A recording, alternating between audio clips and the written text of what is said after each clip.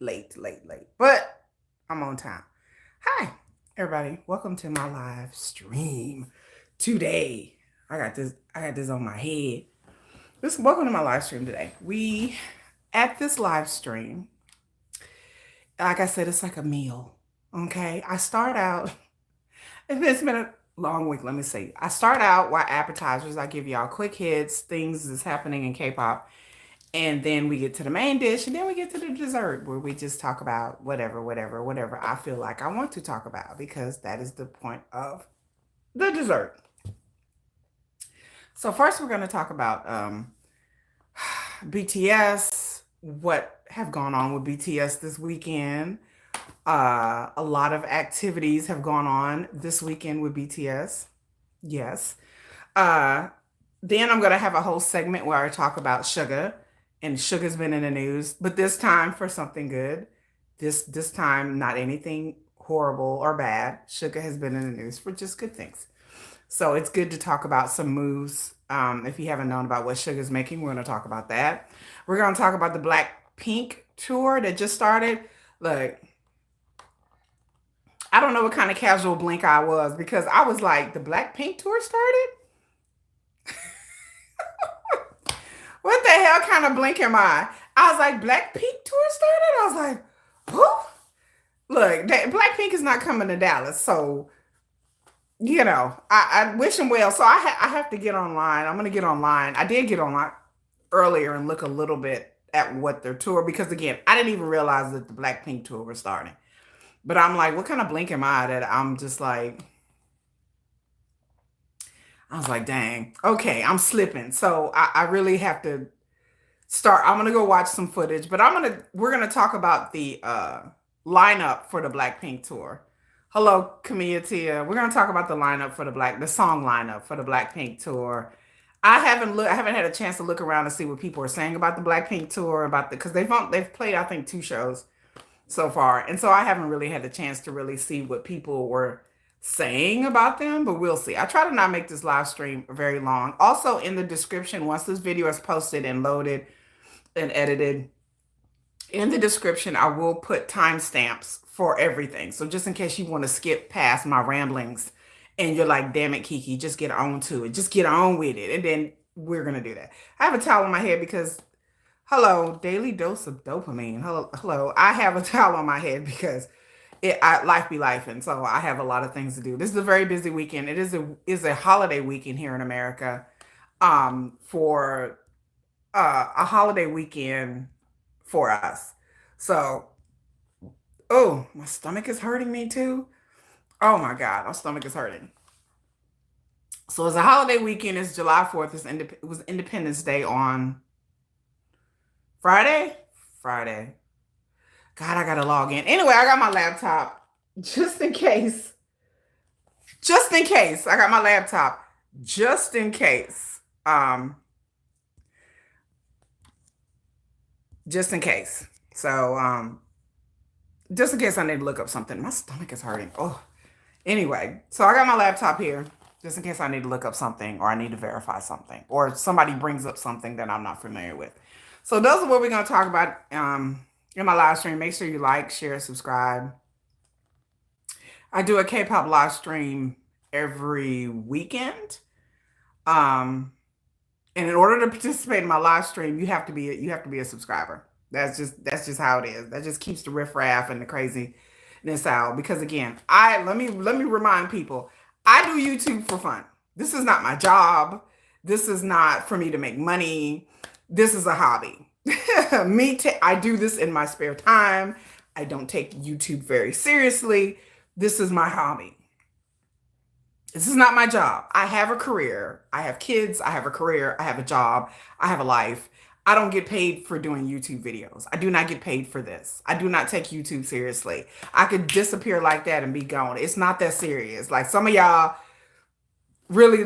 some content creators need the clicks and the views and all that kind of stuff. I don't need all that. I'm not desperate for clicks and views and subscribers. This is strictly a vanity project. This is strictly something I do in my spare time. That's it. I love K-pop. I'm BTS Army, of course.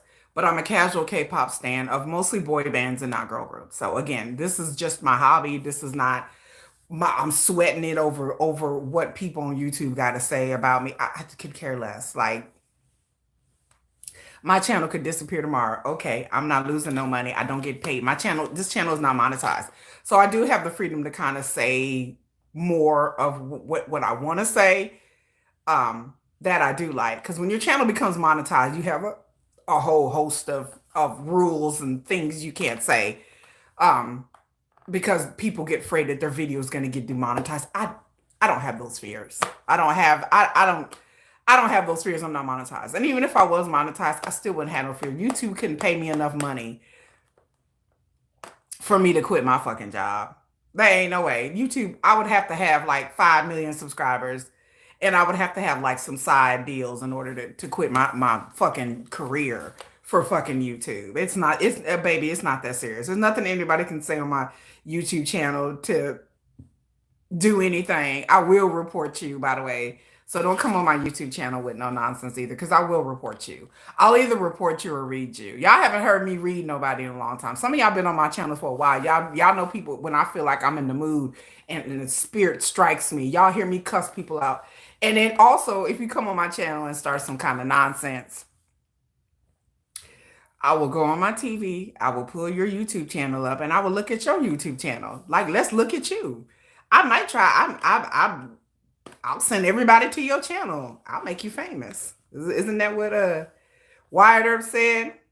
Was this movie Wyatt Earp? I love it. I'll make you famous. But anyway, with that said, so I tell everybody to be on your best behavior, or will report you as a pedophile. So go ahead. Try me. It just depends on what mood I'm in. I'm in this mood. I'm in a confrontation kind of mood because I'm tired and I haven't had a lot of sleep. But anyway, let us begin the topic. So we're going to talk about BTS and what BTS members were up to. First, we're going to start with J-Hope. J-Hope did the Summer of Swag. Summer of Swag. Hey, Moonlight Goth, hello. So J-Hope was at Summer of Swag. Summer of Swag is this big, huge event. Oh, I got the hiccups in South Korea where it's size, the singer K-pop person Psy. It's his big event. So Psy has this huge event, and where he invites people like Suga has done this event a couple of years ago. J-Hope showed up and did the Summer of Swag. He showed up and performed with Psy. So that was fun. J-Hope also went to the Blackpink tour. Like I said, they kicked off their tour in South Korea, and J-Hope and a bunch of K-pop idols were there. La Seraphim. Who else was there? 17. There was a bunch of people there besides J-Hope. But you have to look it up. I saw the picture of it where people were showing. I think Illit was there. There's a bunch of people there. Probably people that people didn't even spot out. That was the ones that they just saw in the audience. So J-Hope was doing that. So J-Hope was pretty busy as usual. J-Hope is also preparing for Lollapalooza. I totally forgot about Lollapalooza. J-Hope has Lollapalooza coming up July 17th. I gotta look it up, y'all. Hold on. If you know, go ahead. But J-Hope is gonna be performing Lollapalooza in Germany. Is my computer dead? I think my laptop is dead. Oh wait, it's keying up. But anyway, J-Hope was preparing. Oh, I got hiccups real bad for Lollapalooza in July. And so that's coming up with him. Let's see, J-Hope, honestly, he's a workaholic. J-Hope is out here putting in the Lord's work. Jimin, I don't know what Jimin was doing anything this weekend. Jungkook, okay. Jin, of course, he's on tour. So he has his tour dates. He had a tour date in Tokyo. If you look on my YouTube channel, I reposted the Weverse that Jin was doing after his tour in Chiba, Japan. He came and did a 9-minute Weverse, and I rebroadcasted and reposted it on my channel. He was eating. He was talking about his experience, his fans, the fan. J-Hope is in Germany. Okay. Oh, you loved his Japan live? Jin was looking so cute. He was in like teddy bear PJs or whatever. He was in teddy bear PJs looking cute. So Jin was talking about Tokyo and all that. So that was interesting. If you have not watched the Weverse live on my channel, like I said, I rebroadcasting. Hello, Eric. And you can watch it on my rebroadcast. So that's Jin. Suga, we're gonna get into. I got a whole segment about Suga. He wasn't really doing anything this weekend, but there's some things that came out with Suga. We're gonna do a separate Suga segment because Suga's my bias. So I say we're doing a separate Suga segment. RM, I don't follow these K-pop. I don't follow BTS on Instagram or anything like that. Thank you, Eric. I don't follow them on Instagram or anything like that. I heard um RM was in LA. I don't know if this is true or not. Y'all can verify it. Suga needs his own. Yeah, Suga will get his own segment. RM, I heard, was in LA at some kind of music thing or some kind of songwriting thing. I don't know. That's what I heard. That RM was in LA. So I guess I don't know if he's working on music, recording music. He's at some kind of writer's workshop or some kind of, I forgot the term that people use for it. But RM's in LA apparently working on music. Take that if you will. So that's RM. We're gonna talk about Suga. Kim Taehyung. Kim Taehyung is the other one. Kim Taehyung was doing a lot. He went from Korea to Paris. He's in Paris right now. He went to this Celine. Celine is a designer, by the way. He went to this private party. He was spotted at a club. He was out with some other friends partying. Kim Taehyung was looking good. He went somewhere. He did a Weverse this morning. If you guys want to look it up, look it up. And y'all hold on. My cat is trying to get out. Y'all talk amongst yourselves. My kitty is trying to get out. Kitty! Kitty.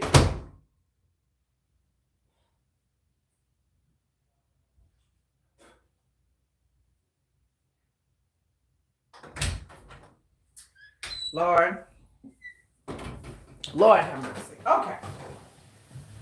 Sorry, y'all. My cat was trying to. My cat, if you know Mickey on my cat, every time I do a live stream, my cat sits in here and then he'll be all good for the whole day. And the moment I start doing a live stream, he'll sit by the door. He'll sit by the door and act like he's going to poop or puke or something. And I have to get up and let him out. I'm like, Mickey deserves his own segment. But anyway, so Kim Taehyung is in Paris. He's doing, I think, a show for Celine. He's at a private party.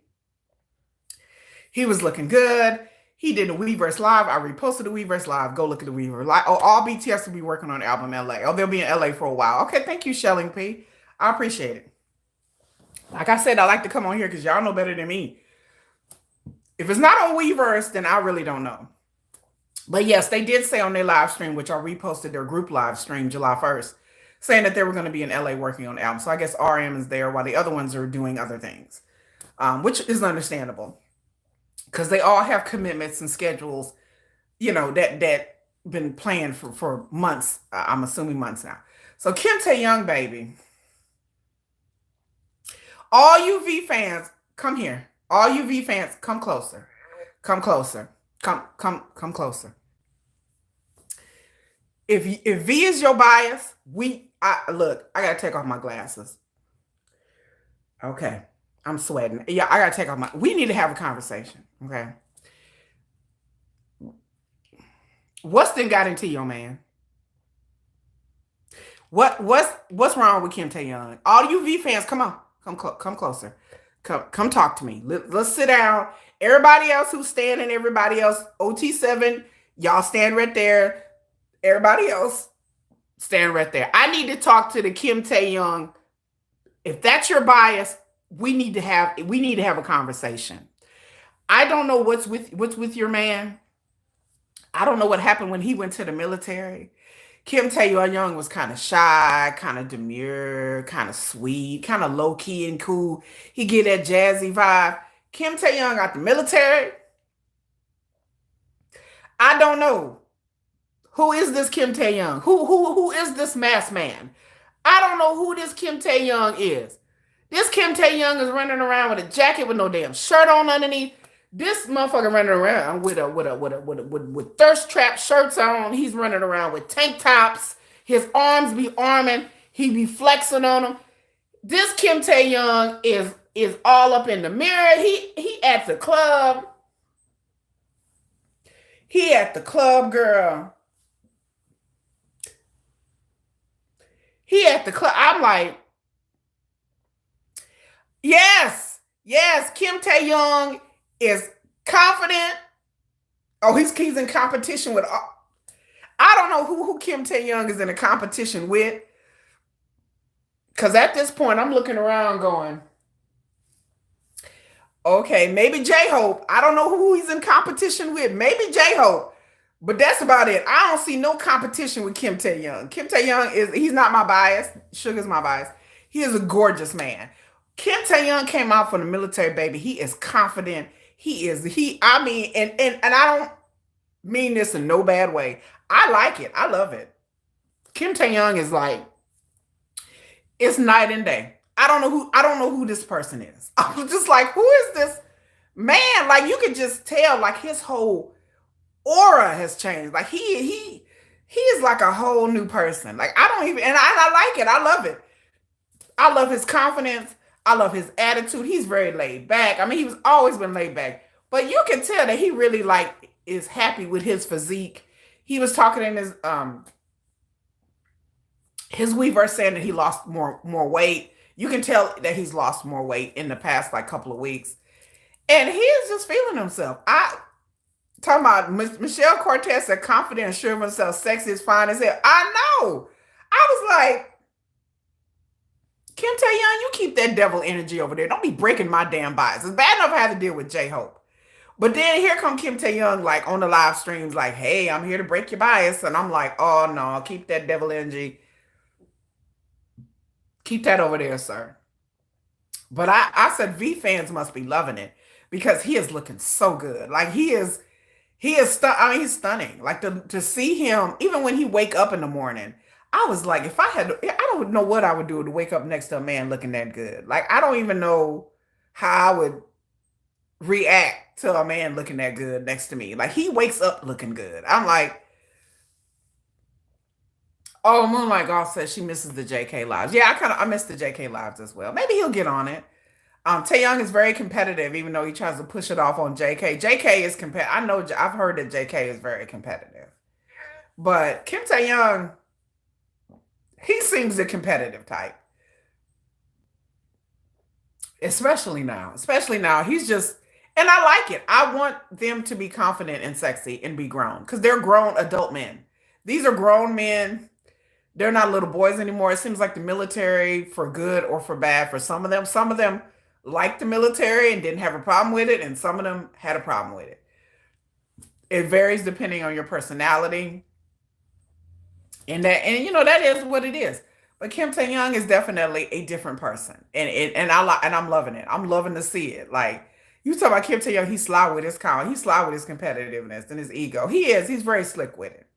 But you can tell Kim Tae Young know that he a good looking man. He know he a good looking man. Let's just put it that way. But I like it. Confidence is always sexy. Confidence is very sexy. And then there, you know, what I say, the Kim Tae Young also we're gonna get into briefly. I'm not really gonna get into it. I did a whole video about he was at the airport and a lot of people showed up at the airport. Yeah, Kim Tae Young's a beautiful man. I'm like, he's unreal to me, beautiful. Like he looks like an anime prince, or he looks like a angel. Like if I would die and went to heaven, I would want an angel to look like Kim Tae Young to show up. I mean, he has a very unique look for a Korean guy. Someone told me his mom was half Filipino or something. Um, Kim Tae Young interactions with kids make you a bit too weak. Oh, I have not seen him. I have not seen him interact with children. I may need to go look that up later. I've never seen him interact with the kid. I've never seen videos of that. I've seen some of the members. I've seen Jimin. I've seen JK, but I've never seen any of the other members interact with the child. I have to go. I'll put that on the watch list. But Kim Tae-young was at the airport and he was mobbed at the airport. Not really mobbed. Just a lot of people. Okay. There was a lot of people there, even though the label said don't show up, people gonna show up anyway. Then at the hotel when he was doing his live stream today, he was doing his live stream and you could tell that the fans were watching the live stream because every time he said something, you could hear the crowd outside of his hotel window, outside the hotel screaming. I think I hear my cat again. Hold on, y'all. Kitty! My cat's gonna be bad during this live stream.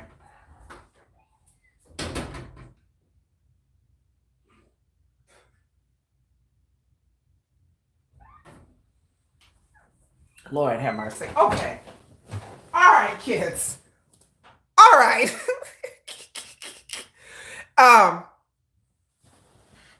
Sorry, y'all. My kitty is like being bad again at the door, meowing. Anyway, like I was saying, so the fans showed up at the hotel. They were outside the hotel. The fans showed up at the when he was at the airport in Korea, and then he's in Paris right now. So the fans are at the hotel. I did a whole video about this. Fans, BTS Army, other fans, not the ones there, were upset about the fans, and I said it's silly. If you subscribe to my channel, you'll see on my posts where I post video that you can find online of Michael Jackson at the airport in Japan. I am old enough that I lived through the era of MJ. Wherever Michael Jackson went, there were people. I posted a video of Michael Jackson at the hotel. I posted, and that's 2006, and I posted video of Michael Jackson in Japan, where people were crying, men were crying, women were crying. In Japan, people are normally very chill and very calm, Asian. Michael Jackson, it don't matter where MJ went. He would draw a crowd. They would be outside of his hotel. They'd be sleeping outside of his hotel. When you talk about airport, watch the video of Michael Jackson at the airport in Japan. The whole airport shut down. There was not 100 people. There were hundreds of people at this airport, all to get a glimpse of Michael. Michael did all of his tours. And he had a security detail. He had a security detail of people. So I tell people, BTS fans, the idea that you're going to control what fans do is insane, is wild to me. I'm like, have y'all, even withstanding Michael Jackson, I'm like, have you been to an Usher concert? Have you seen Usher fans? The problem is that a lot of K-pop fans have not seen what other fandoms do. Again, I'm going to say this, and I mean this with all respect. I'm not a Taylor Swift. I'm not a Beyonce fan. But I understand they have a huge fandom, but it's not like the male to female fandom. Yes, people love Taylor Swift. They love Beyonce. They are celebrated, wonderful, beautiful women artists. But they won't get the rabidness like MJ has, like Elvis has, like the Beatles have, like Prince did back in the day. The problem is y'all are young. I remember those days. I was there. I remember all of those days. I was a teenager when Michael Jackson was in his heyday in the 80s. And people loved MJ. And this is before the internet, before social media. People would find out what hotel MJ was staying at, what airplane he was going on. This is before the internet. So with the internet now, with technology, word travels quick. You're not going to be able to keep it secret where these K-pop stars or anyone is going to go. The fans are going to show up. Male stars have a different fan base than female singers. That's just the nature of the business. I remember when One Direction was bad. It wasn't even that long ago. I remember people sleeping outside of hotels for One Direction. I've never been a One Directioner or whatever they call it. I've never been a One Direction fan. I wasn't into boy bands, nothing. I remember back in the day, if you want to go back even further, if we're talking about New Kids on the Block, if we're talking about NSYNC, I remember those days. Fans hooped and hollered and was hysterical. Nobody was telling fans that they not need to show up when they was trying to grab Justin Timberlake's booty. I'm gonna keep it real. NSYNC had meet and greets, and somebody, a few of the women was cupping it from behind and cupping it from the front. Nobody was like, "Oh my God!" Oh, I'm just like, they got security. That was it. When you go to an Usher concert, Usher has security. He goes out to the audience. He does the cherry thing. Sometimes he pulls a girl on stage. The fans go crazy. And Usher fans are older fans. I'm not an Usher fan, but Usher fans are like women in their 40s, women in their 50s. Like, we're talking about older fans. They go crazy. You can't control what fans gonna do. That's just, as the bigger they get, you're gonna see that. You know, everybody's gonna be a assassin. Because that's just the nature of the beast. There are people who've broken into stars' homes in Beverly Hills. People talk about JK having that crazy lady from China breaking his house. People didn't broke into people's houses in Beverly Hills. There's actors and actresses that went to go film a movie, and somebody broke in their house not knowing that they weren't there. There's an actor that somebody, actually, I forgot which actor it was, that somebody broke in his house while he was asleep in his bed, and he woke up and the lady was in his, like, right in front of him. You know, you have to see, yeah, Usher fans. Oh yeah, we talked about Moon Tail, about him going to prison. We talked about that last week. But what I'm saying is that the idea that you're going to tell fans not to show up and people are mad at the fans. Why in the hell are you mad at the fans? They should have security. Again, if you want BTS to be a part of all of the things, they get brand deals, they win Grammys, they win American Music Awards, they're on TV, they're on commercials, blah, etc., etc., etc. I don't know any BTS fans that don't want the best for BTS. They want them to be successful. They want them to win Grammys. They want them to go on tour. With all of that comes fame. You're going to have people who are just casual fans. You're going to have people who just like to go to concerts just because they want to see celebrities. You're going to deal with all kinds of fans. You're going to get old fans. You're going to get young fans. You're going to get fans who've been fans for a long time. When BTS coming out with a new album, it's going to bring in newer fans. That's what they want. They want them to bring in newer fans. You're going to bring in a whole nother generation of fans. And this new generation of fans may be 13 and 14-year-olds. They may be little kids. As BTS fandom gets older, they get old with the fandom. But anytime they put out a new album or a new project, it's going to bring eyeballs in younger fans, and different fans, and fans from all over. BTS is not y'all pet project K-pop group, y'all little secret K-pop group. BTS are celebrities. They are global celebrities. They're going to have to start flying privately. There's going to be people outside their hotel room. I said it in like I said in my video I did. I went off on a whole live stream, and I told you, I said, this is what you have to get used to. Fans are not going to care. You're going to tell fans that they're not supposed to line up at Kim Tae-young's hotel. They know that hotel don't belong to Kim Tae-young. Do they care? No. Is the hotel going to have to hire security? Yes. Are some of the members or all the members going to go somewhere and they're going to have police? Yes. 4 security guards at the airport is not going to help it. Like I said, I don't mean to talk about big hit security guys, but 4 scrawny looking dudes, that's not going to work. You're going to have to hire professional security people. They have firms in South Korea, just like they do here, that are professional bodyguards, that bodyguard politicians, executive, chaebols, stuff like that. This is where it's going, because this is where it's going to go. BTS is not going to just stay very accessible anymore in the future. Like, there's going to be limits to this because they're going to get famous. And like I said, I told people, look at MJ. You think Jungkook don't want to be the next MJ? I think Jungkook wants to be the next MJ. If he gets to be the next MJ, he's not going to be able to do in-person meet and greets. You know, like, that's just, because he can do virtual ones. He's not going to be able to travel and walk through an airport. JK is not going to be able, let's just say, I'm just using him as an example, but either one of them, they're not going to be able to go to a cafe and sit there with their family and friends without security. You're not going to tell fans, oh, y'all can't do this and y'all can't do that. I'm like, that's bizarre to me because I'm like, who in the hell was telling Michael Jackson fans that they need to not show up at the hotel? Baby, please. They showed up everywhere. They would be camped out in front of Neverland where Michael Jackson lived. They knew where Michael Jackson lived. He just had big gates and big fences and electronic fences and security people. It's just, it what it was. He couldn't just have a gate and two security cameras and be like, I don't understand why somebody broke in my house.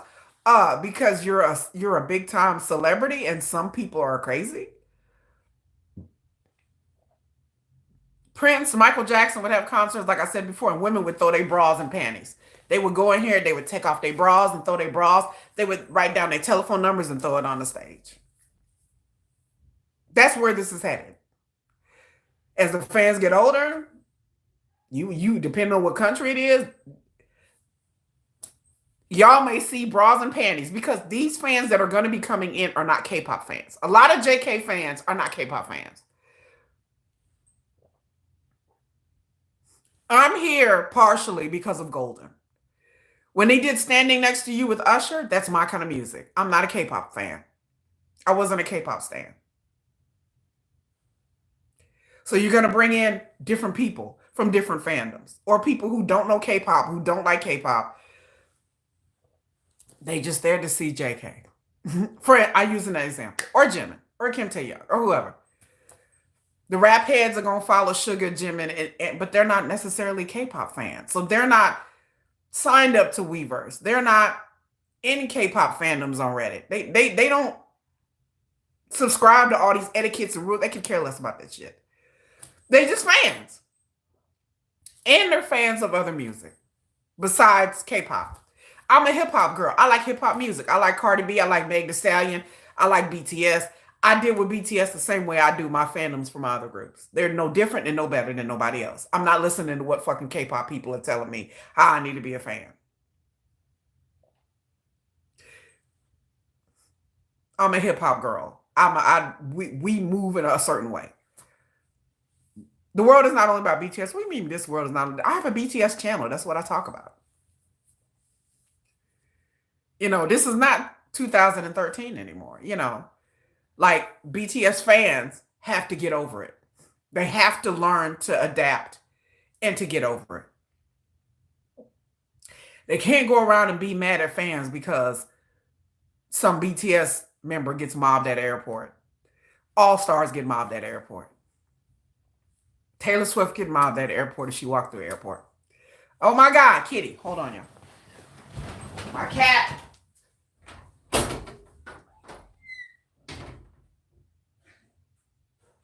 Kitty. Okay, now we're going to try this again. If he keeps this up, I'm pulling him on camera. So, yeah. So, I don't know what you're talking about. The world's not only BTS. I'm a BTS channel. I explained that. This is what we're talking about.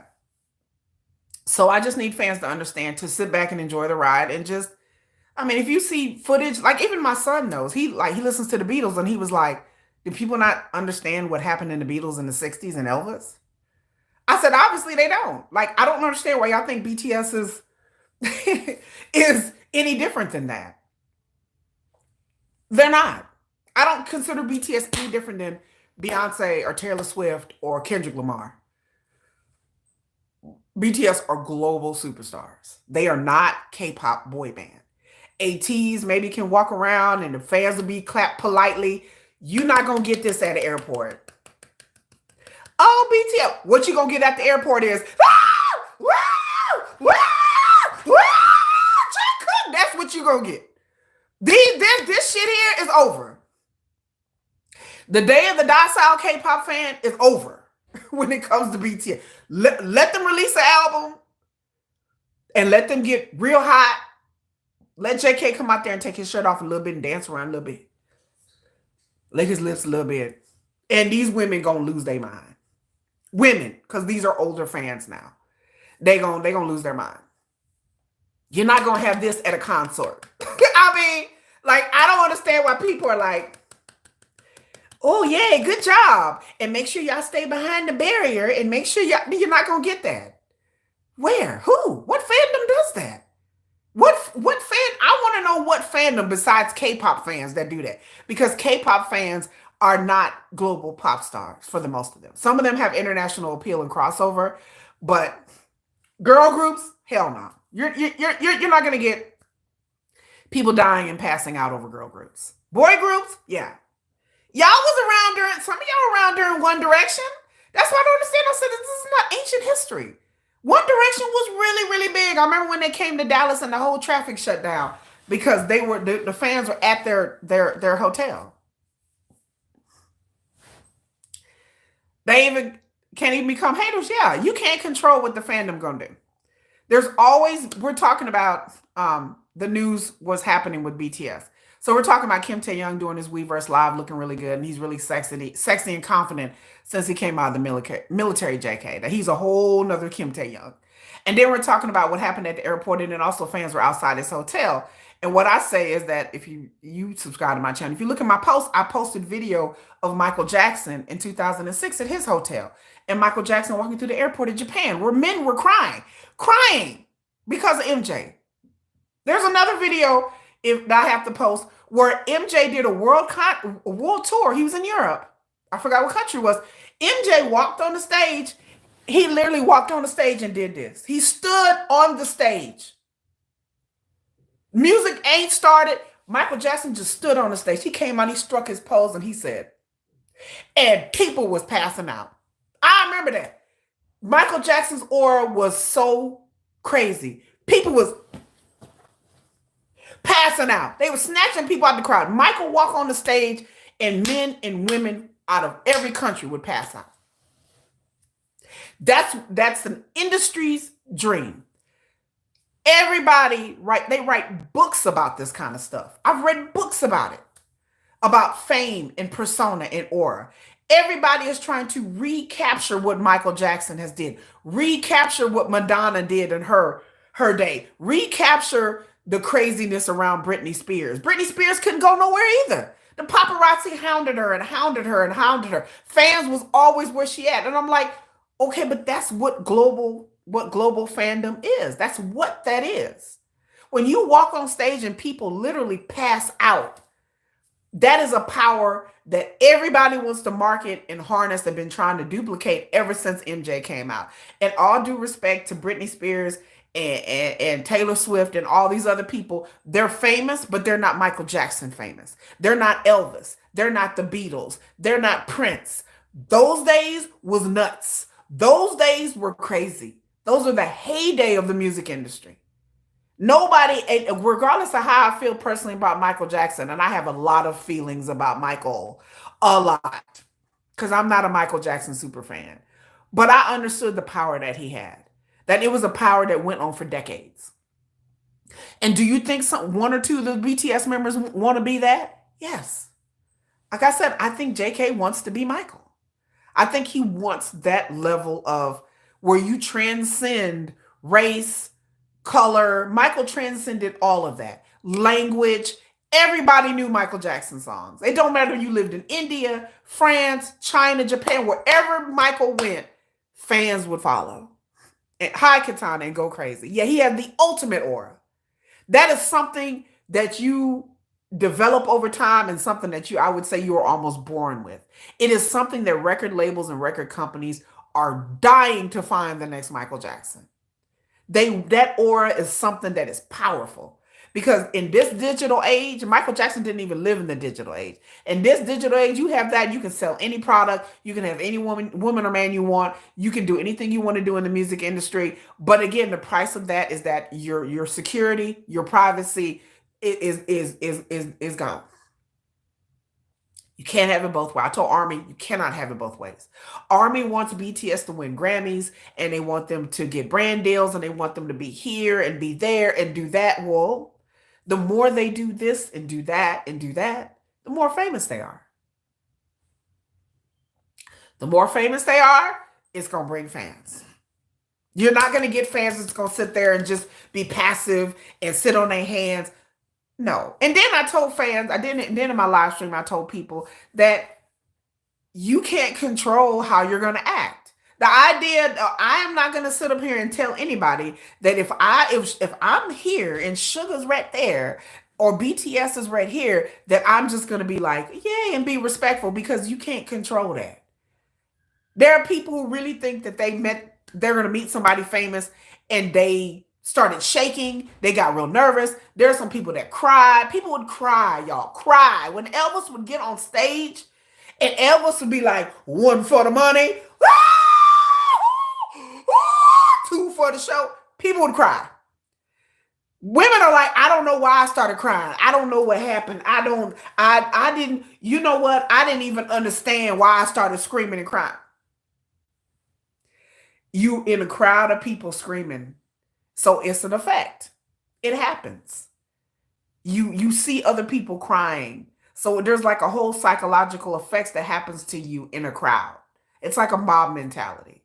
So when you see your favorite stars, you're nervous, you're scared, but then you're happy. And sometimes people cry.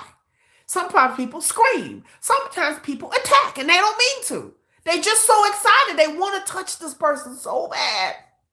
They just like, I just want to touch them. They don't know that. Like, I don't know what happened. I don't know why I did that. Your whole brain shuts down and you go into like some kind of feral mode. And so some people have accidentally, not the stalkers, but been at concerts and tours and fan meets and hotels, and they are so desperate to touch this person that means so much to them that they didn't understand that, okay, they had stepped the line. Then, well, like once they got arrested or got knocked upside the head by security and they got brought back some semblance of sense, then they realized, I shouldn't have did that. I shouldn't have, yeah, maybe I shouldn't have did that. It's in the heat of the moment. It's a whole psychological effect. So you can't tell and I said the reason why these agencies write out a letter telling fans not to show up is to protect them legally. It's not because they really care. I mean, they care about the fans and they care about the artists, but it's to protect them legally. That's the reason why they issue these statements saying, don't come here and blah, blah, blah, blah, blah, because it legally protects them in case something happens. So y'all don't think that the agency is releasing these statements because they really care. They're releasing them because it legally protects their ass. So just in case a stampede happens or something, they can come back and say, well, we told them not to show up.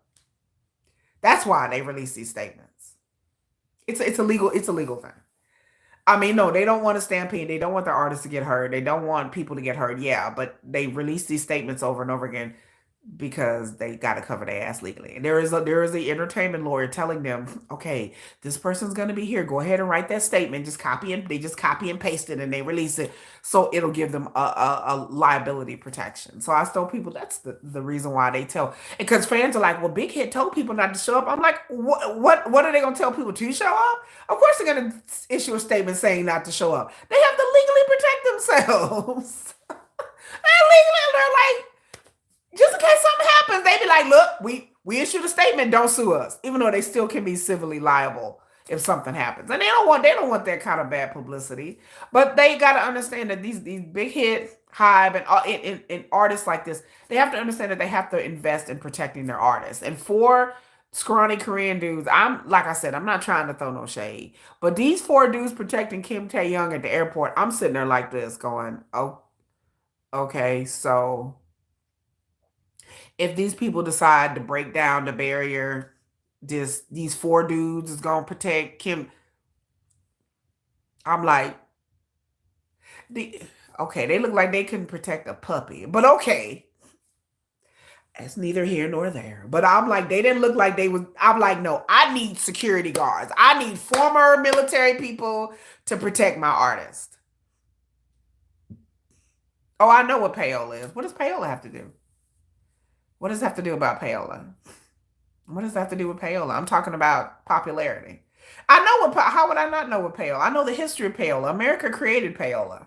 It happens in the industry. That's the reason why BTS and a lot of foreign artists have a hard time crossing over into the Western market, because there is a modern digital form of payola. All those Spotify clicks and views and stuff, artists have PR firms that'll stoke the numbers. And then a lot of time with the westernized music industries, they pick who they want to be on top. It's a lot of payola in the Western market. It's a game that has to be played. It's a game that BTS um, are going to have to get back into. But that's all of K-pop. I mean, all of K-pop suffers because of this. Some some artists use payola to climb. I'm not talking about the charts. The charts are inconsequential because they don't make money off the charts. I don't know why K-pop fans y'all are obsessed with charts. Charts don't mean too much of anything. Charts is really like a prestige thing. It helps you get awards. They don't make money off of charts. I don't know why K-pop fans. There are whole videos. Boris City did whole videos. There's a YouTuber named Journalist that did whole videos, not understanding why people are obsessed with charts.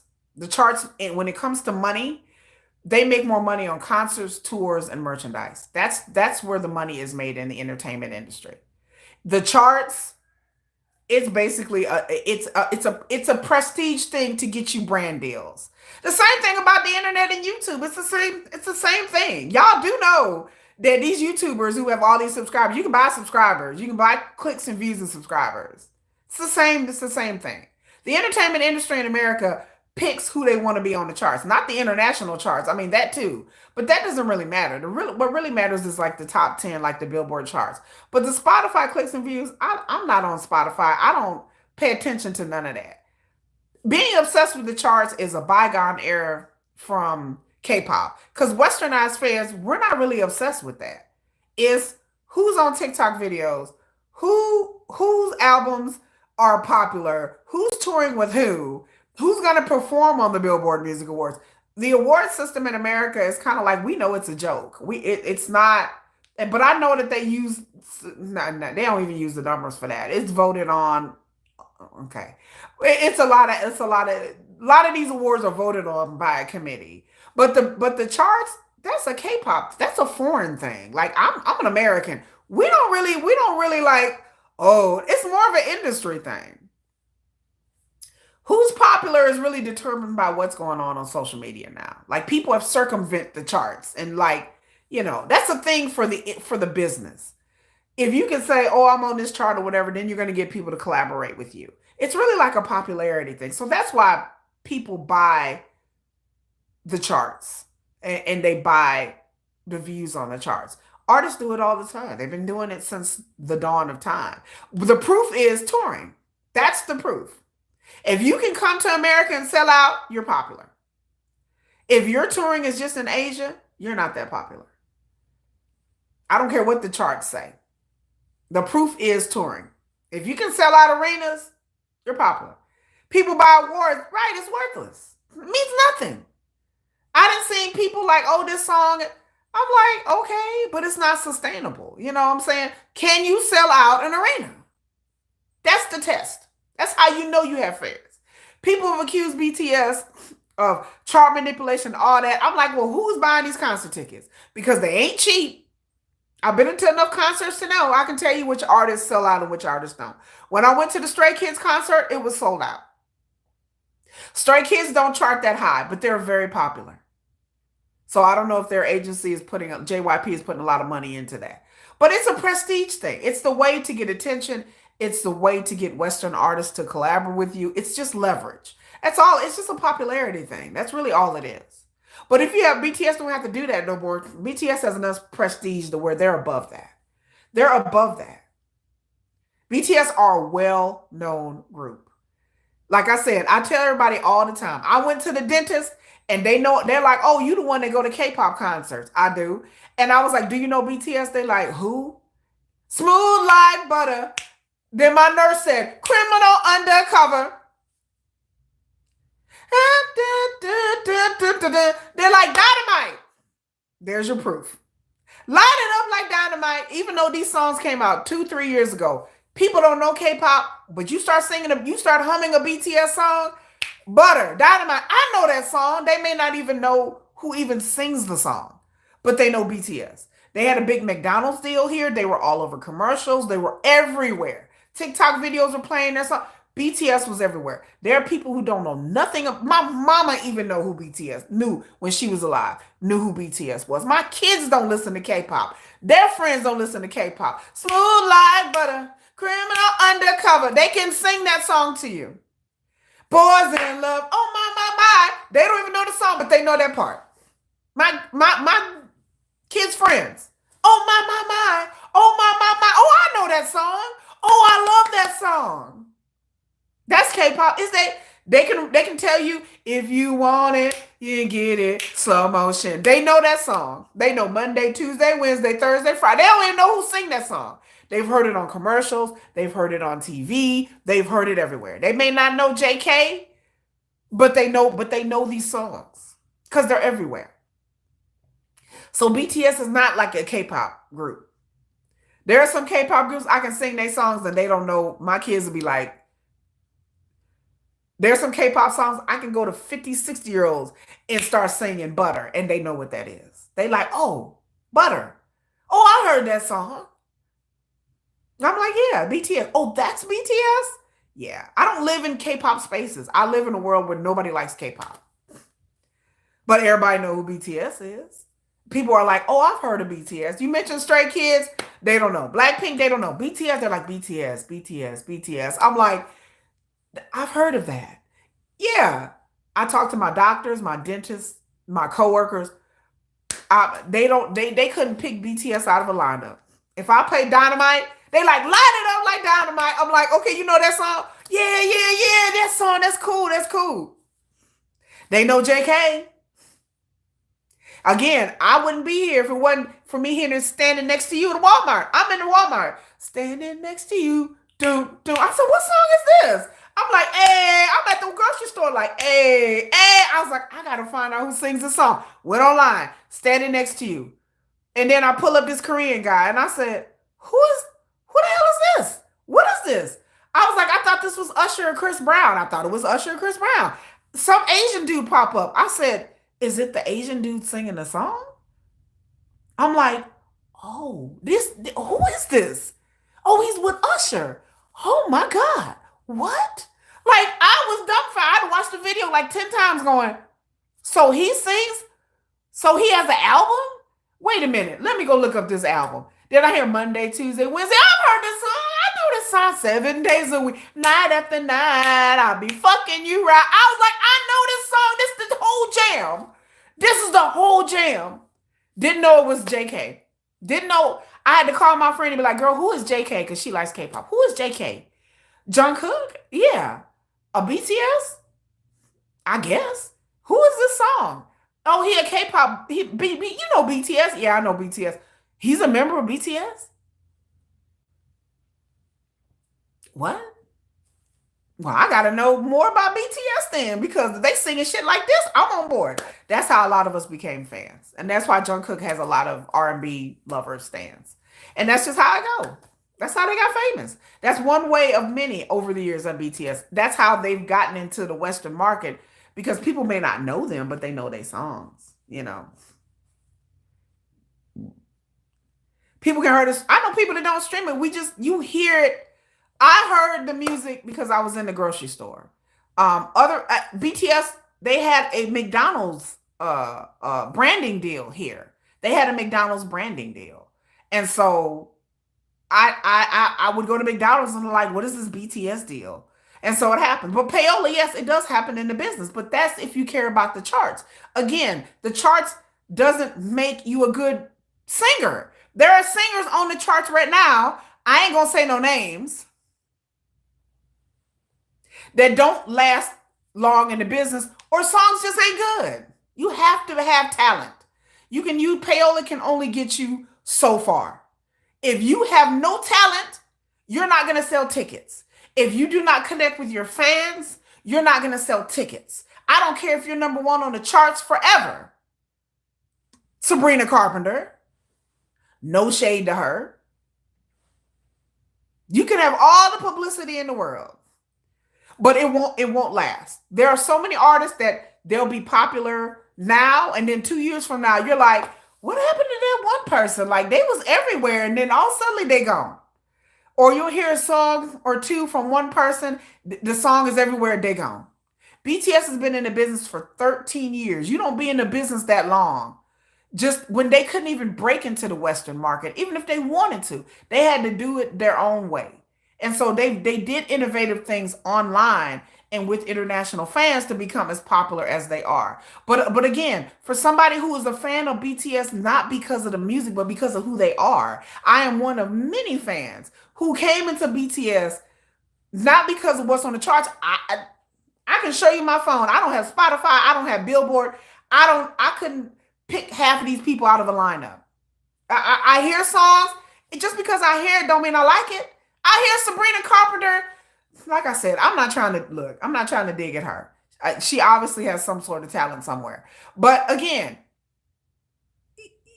just because a song is on the chart don't mean people like it. Just because it's popular, it's in TikTok, it doesn't mean that people are going to be like, oh, that resonates. There are plenty of songs I hear all the time that me and my kids are like, who is listening to this? Nobody. I don't know anybody listen to it. You know, it's just, it doesn't resonate with me. I have to like the song. The chart doesn't, I don't see a song or find out, oh, this person's a Billboard selling artist. Okay, well, let me go look at their music. No, I'm like, it has to sound good. They can chart all day. If it doesn't sound good, Big Bang is a legendary group in Korea. Big Bang is not a legendary group here. I'm talking about in the West. Here in the West. Big Bang had one song that was crossover in America. That's it. Big Bang are a legend in Asia. Big Bang are recognizably in Asia. You know the only reason people know Big Bang now is because T.O.P. is on Squid Game. There are people who didn't know who T.O.P. was, didn't know he was a rapper, didn't know he was in a K-pop group. K-pop is a niche thing in America. It is not a mainstream type of music.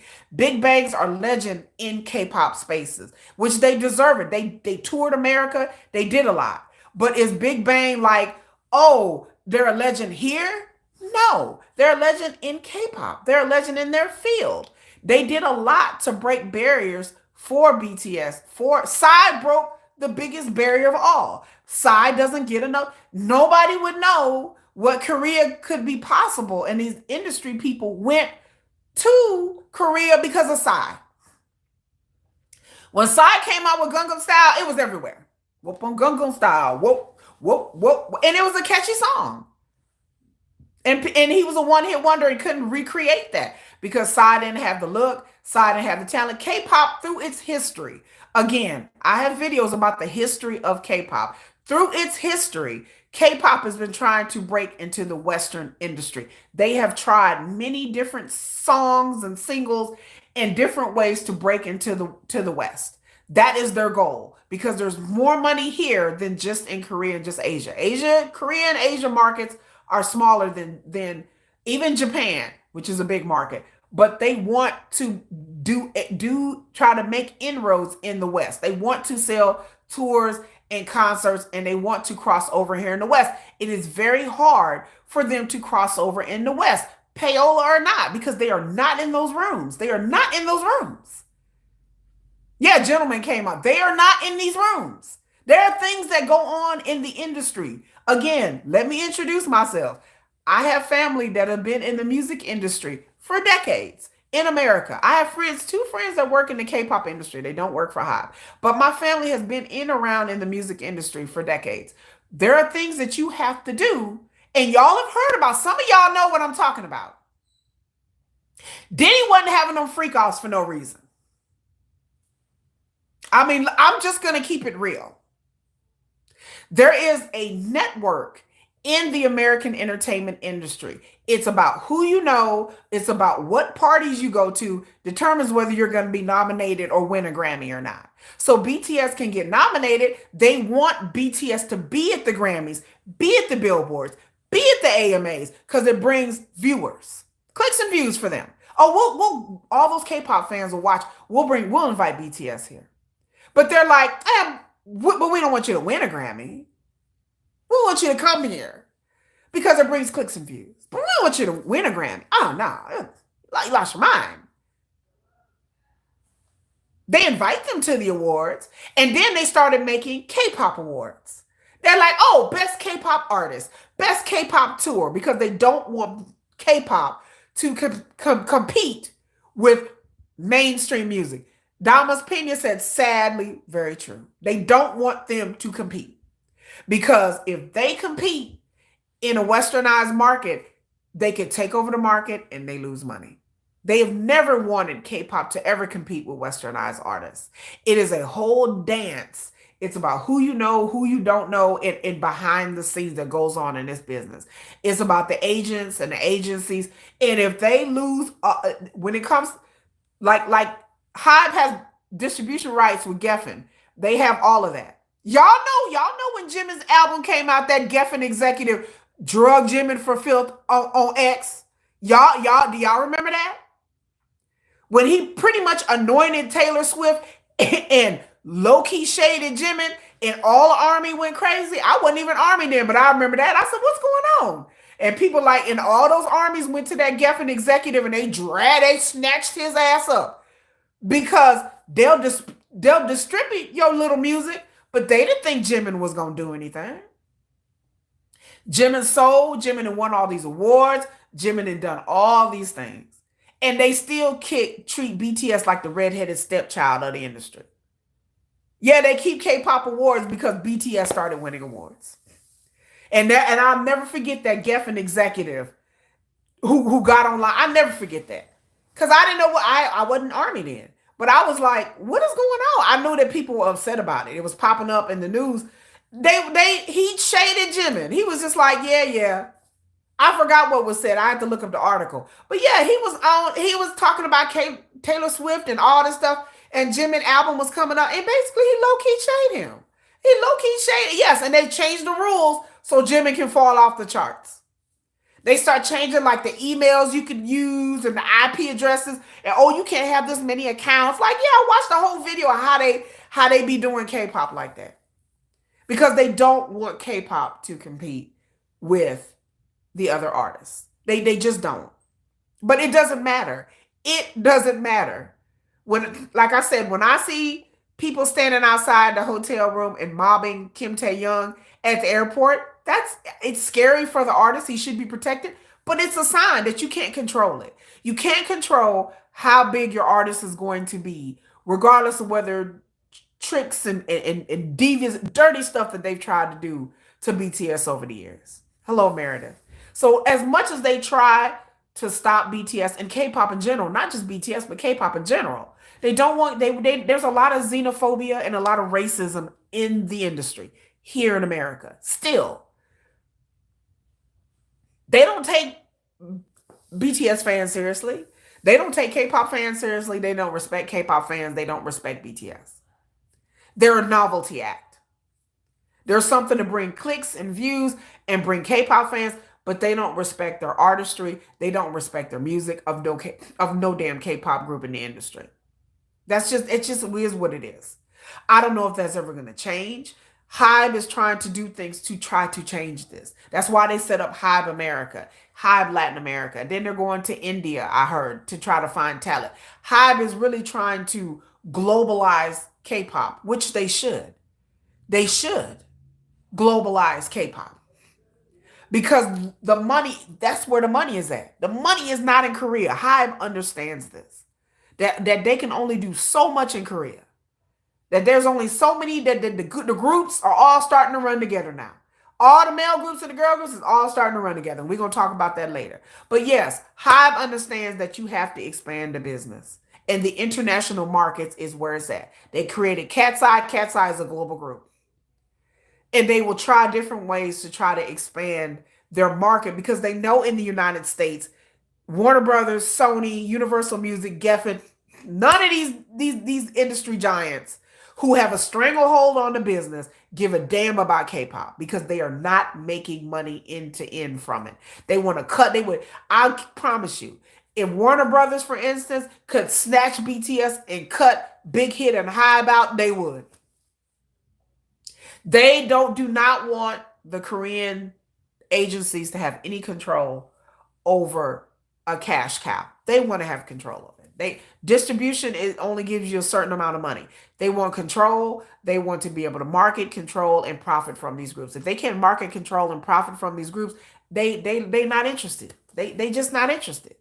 And so Yes, the charts are not important. I tell people the charts are not important. I'll say it again for the people in the back. I don't have Felix back here to talk to because I'm not in the studio. But I'm gonna say it to uh, my AT's mask over here. You hear what I'm saying? AT's mask. The power is never in the charts. It's just K-pop fans are obsessed with that. But the industry, it's used for the industry. It's used for prestige. It's used possibly to get branding deals. But at the end of the day, it doesn't really matter because charts can be manipulated and they are constantly manipulated, especially in the West. They talked about The Weeknd when he came out with his album, and there was proof that people were sitting at a call center in New Jersey and racking up Spotify views and views for Billboard. That's what they do. That's what you pay money for. And they pay money to get on these playlists on Spotify. That's not a secret. And that's not payola. I tell people that's not payola, that's marketing. Getting on playlists is not payola. Running up numbers is a kind of form of digital manipulation. Not classical payola, because payola is when people were paying DJs and radio stations to play their music. So now it's more of a digital form of it, but it's called marketing. There are tips and there are things to get on to pay a marketing firm to put your artist on a popular playlist is not payola.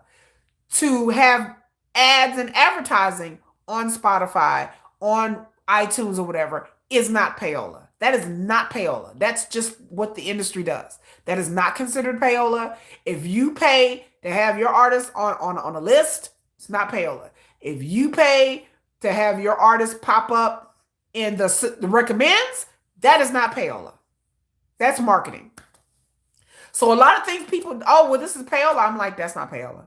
Payola is when they're paying a firm or paying a group to have bots or physical people download a artist song or album and download it over and over again. That is payola.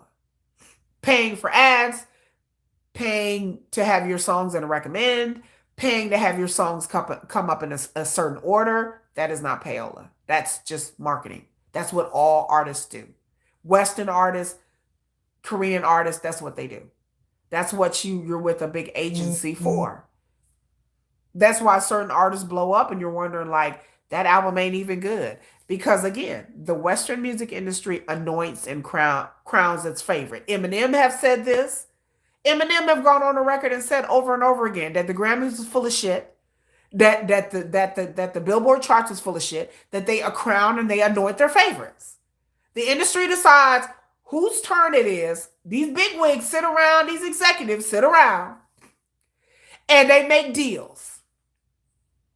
So I'm an executive of Sony, and I have an up and coming artist, and I want my artist to be on Billboard. You go to Billboard, go to the executives and be like, hey, I give you a little bit of this. Go ahead and make sure we push this artist.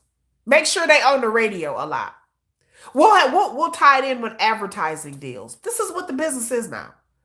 Because I want my artist to be on the radio. We're gonna pay content creators to put it on TikTok videos and do dance challenges. Oh, what? Say it again, Kiki. Oh, my bad.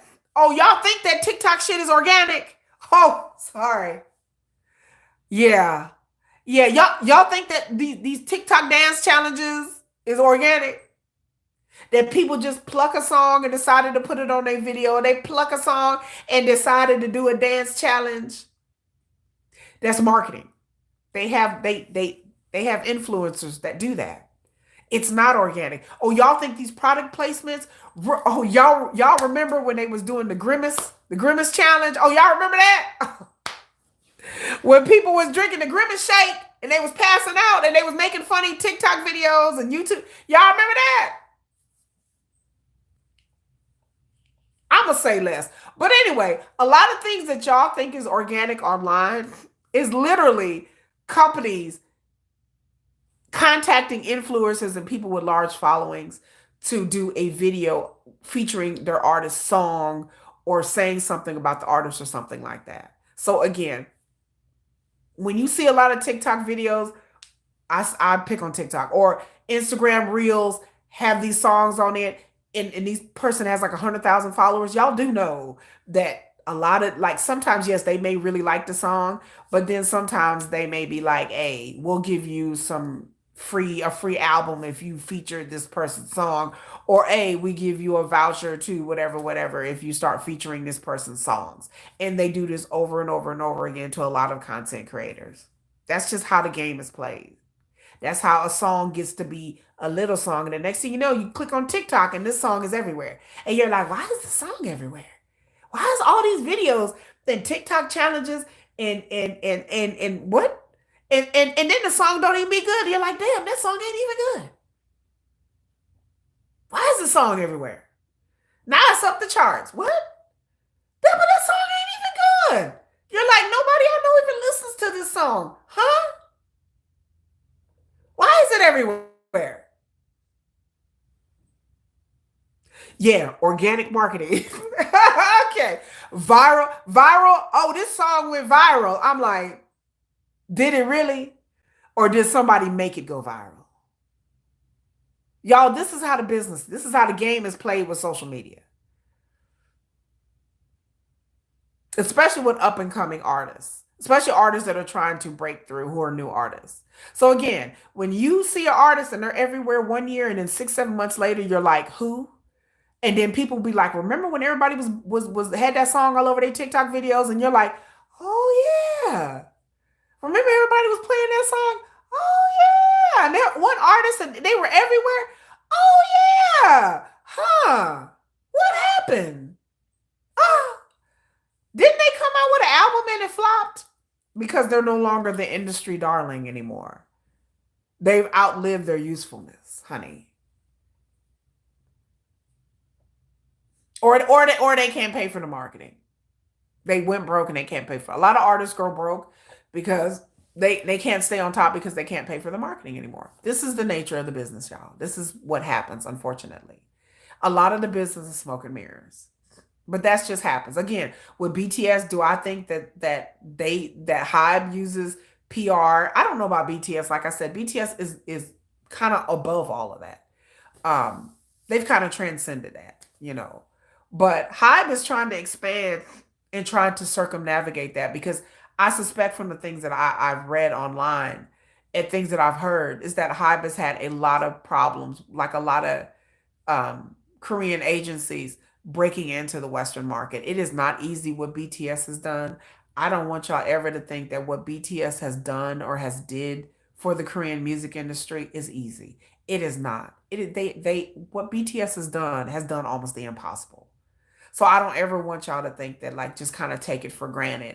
Y'all should understand now what you're up against. BTS is not like some little flippant group out here.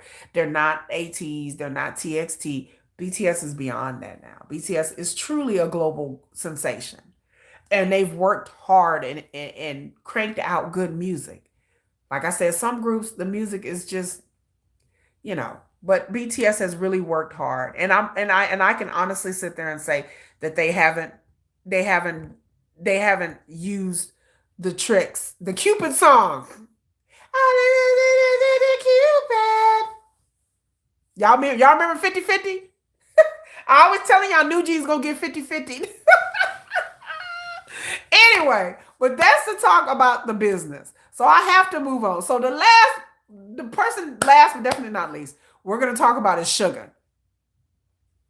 We're going to talk about Suga. Suga. We're gonna talk about my Suga. Um, what about collaborations before BTS old K-pop did that first? What about collaboration? Well, collaboration who? I don't know. What are you talking about? Collaboration.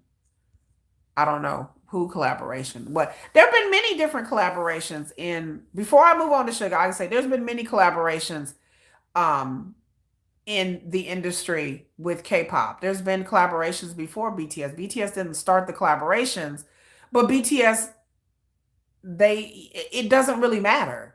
The collaborations really is just to get the attention of the Western fans. The collaborations have nothing to do with the charts. It's just to get the attention of the Western fans. Because unfortunately, in the business, a lot of times, if you don't have a Western artist that they recognize on the song, the audiences don't pay attention, especially in the West.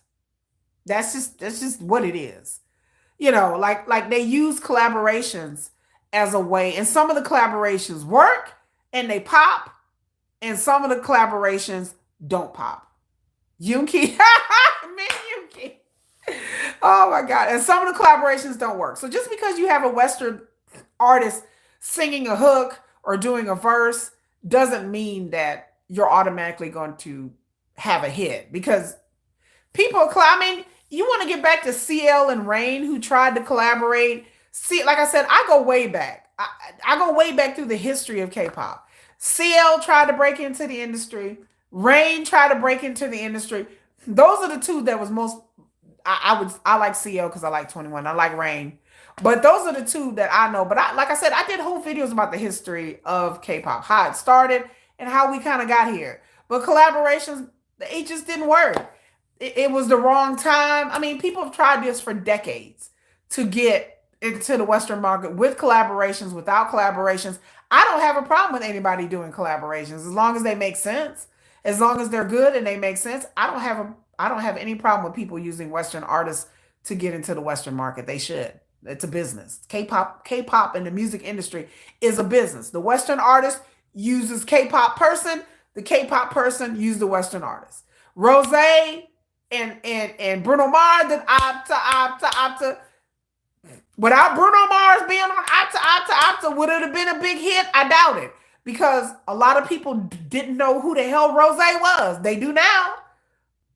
I don't even like the damn song, but I support Blackpink. I support Blackpink.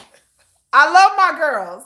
But I mean, I don't particularly like that song, but I understand that song was catchy. Opta. Like when Suga say for his name, Yonki, Min Yonki. But I understand, you gotta.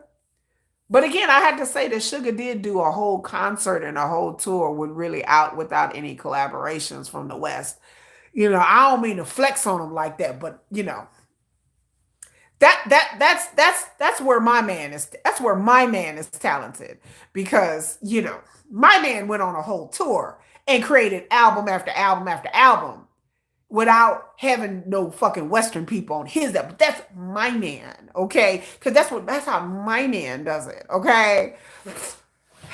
I'm just saying. I'm not saying no other artists do, but I'm just saying it's my bias. I had to big up my bias because my bias did a whole world tour, damn it, by himself without any collabs. He's like, I don't need none of y'all. Suga's so introverted. He's like, I don't need none of y'all. I'm a genius. Me and Sugar, he said genius. I love when he do that. Me and Sugar, genius. He didn't need nobody. Sugar got the talent.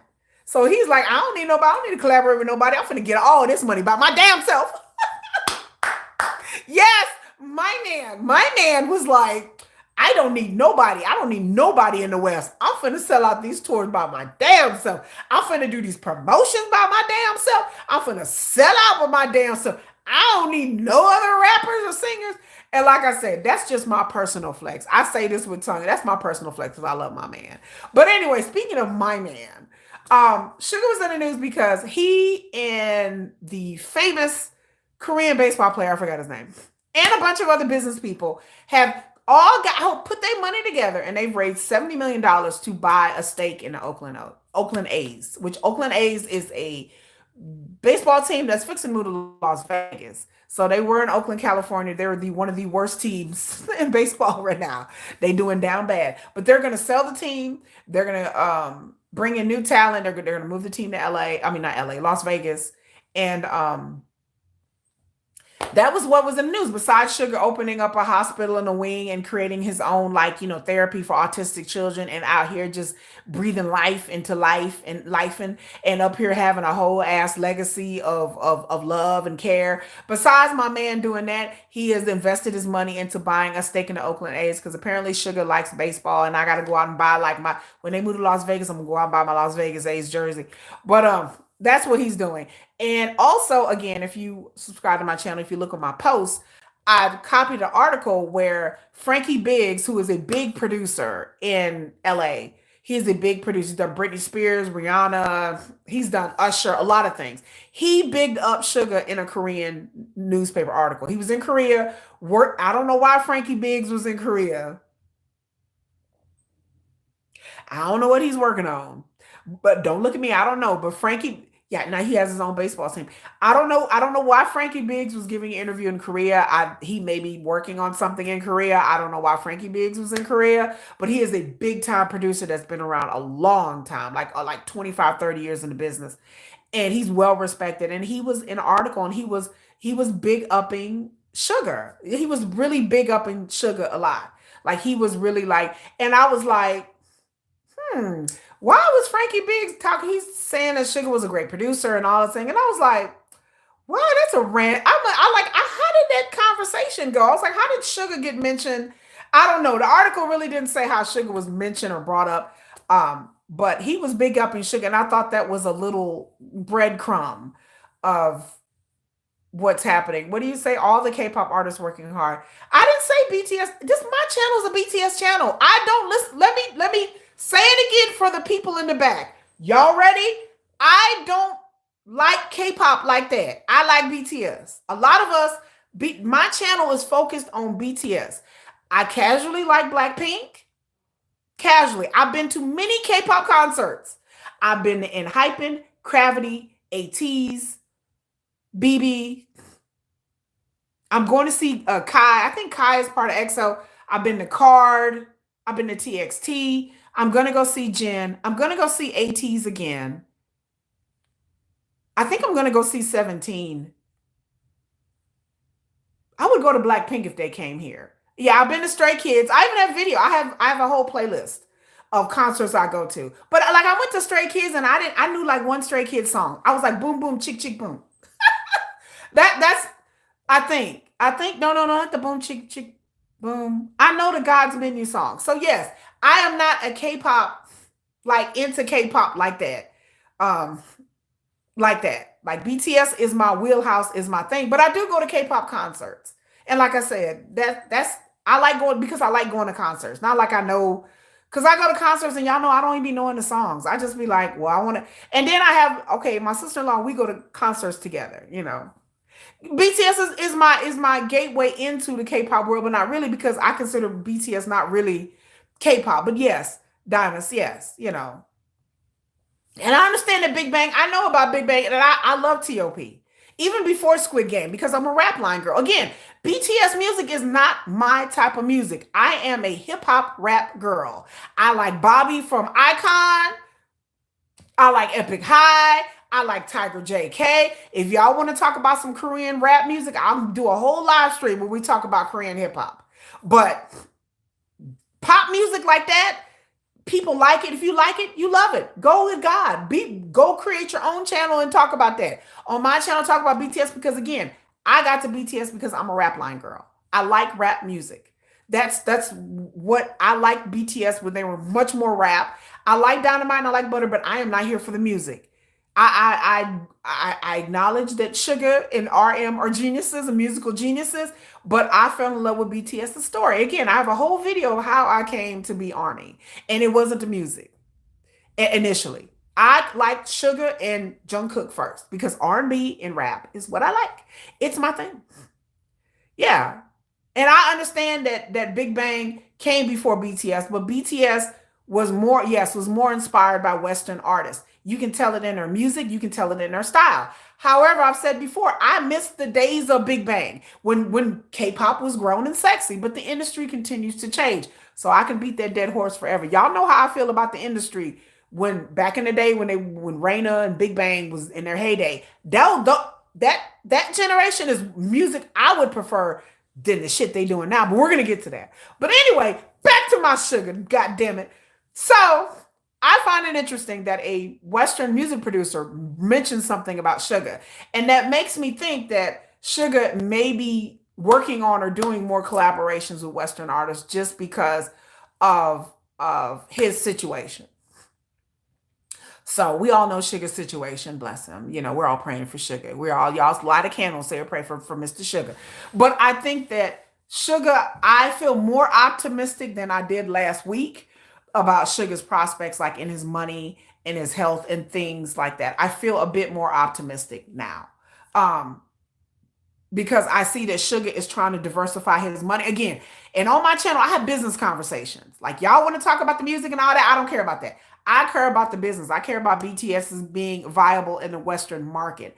I care about how BTS are getting brand deals. I care about BTS's bag.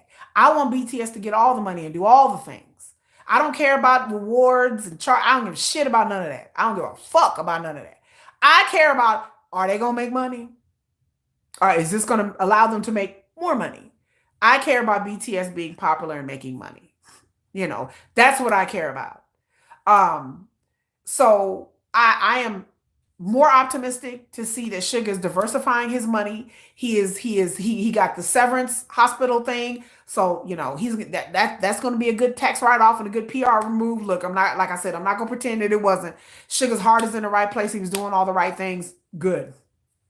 He's buying this baseball team with his with the Korean baseball player. He and other business people are buying this team. That hopefully the team will do well and he can grow. We need business people in the fandom. Yes, y'all need business people in the fandom because y'all because the fandom be having like these really superficial conversations, and I'm like, I'm talking business. So I want Sugar to diversify his money and get it out of Korea to a certain extent because we don't know how this is going to go. And I know that BTS is not going to be around forever. Eventually, they're going to disband and they're all going to go their own separate ways and do whatever it is that they want to do.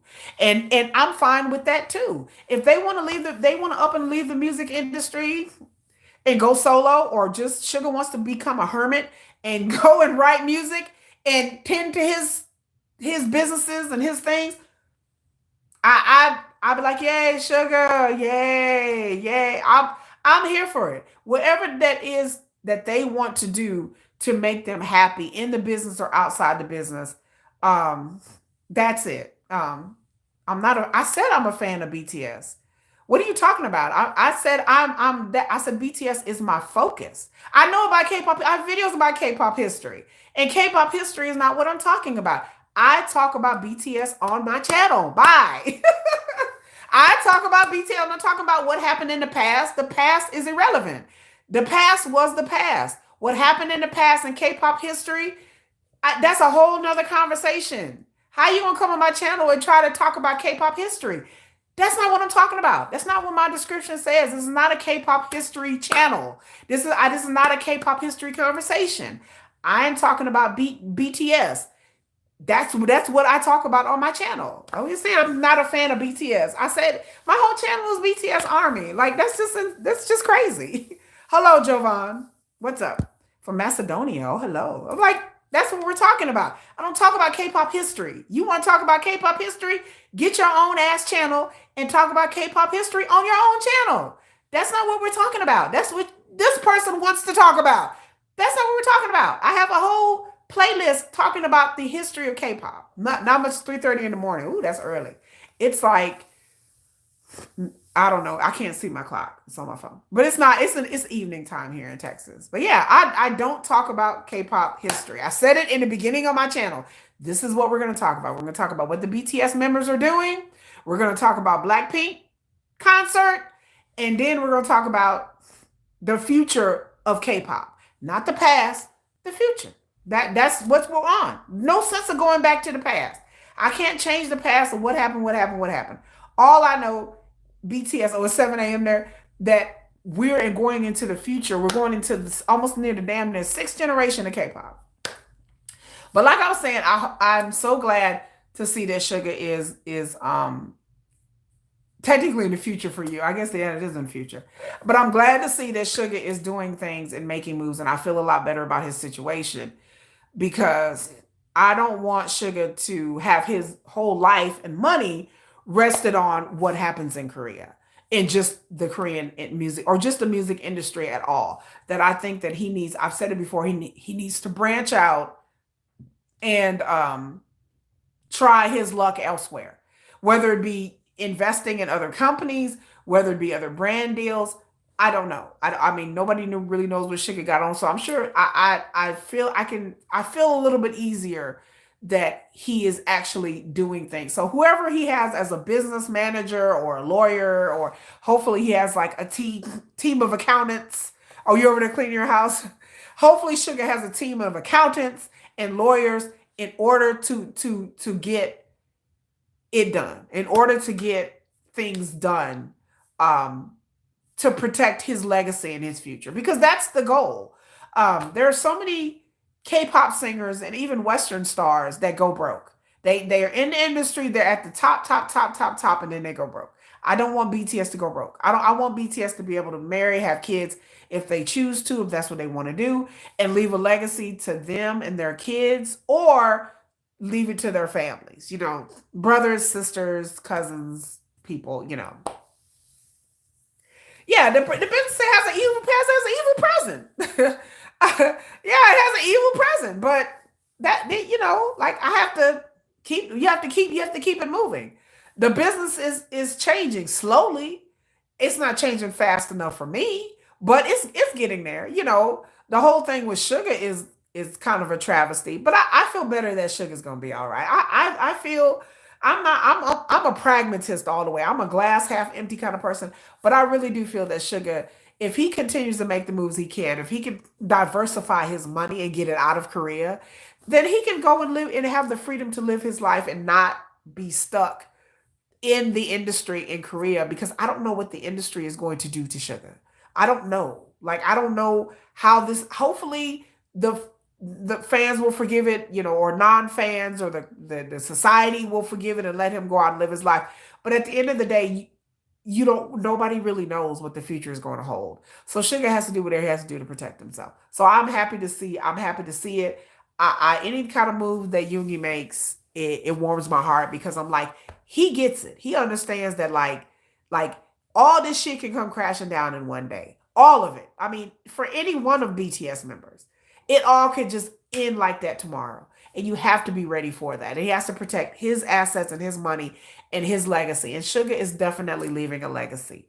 By doing the thing with the Severance Hospital, by buying the team, he is definitely leaving a legacy. Like you said, the future's gonna be okay.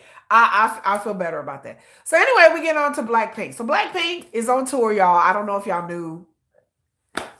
I just I was like, Blackpink on, the only reason I knew because somebody posted something about J-Hope at Blackpink, and I was like, Blackpink. So Blackpink is on tour. I've watched little clips of their performances. I do have the set list. I was gonna talk about the set list, but I don't have the set list in front of me and my computer is dead. Um yeah, even after the industry is gone, BTS are the only group that has broken in the Western market. They were the first, not the only, but they are the first. They BTS has paved the way. The numbers speak for themselves. BTS has had more hits. They've sold more albums. They've sold out more tours than any other Korean group in history, either solo or individually. They have done the impossible. And people try to poo-poo it and try to understand that. I did a YouTube short, and I'm like, the proof is in the numbers, baby. BTS have withstood the test of time. They are still, people are outside their hotel rooms and mobbing them at the airport, not because of Billboard charts or what awards they won. Baby, people don't do that just for that. You have to make the audience feel something as an artist. I can come up here and sing and somebody can pay to have my songs be pushed, but it don't mean your audience connects with you. It doesn't mean your audience loves you. It doesn't mean that the fans love you. BTS fans love them. Love them. It has nothing to do with charts or what awards they win. That is something that cannot be replicated.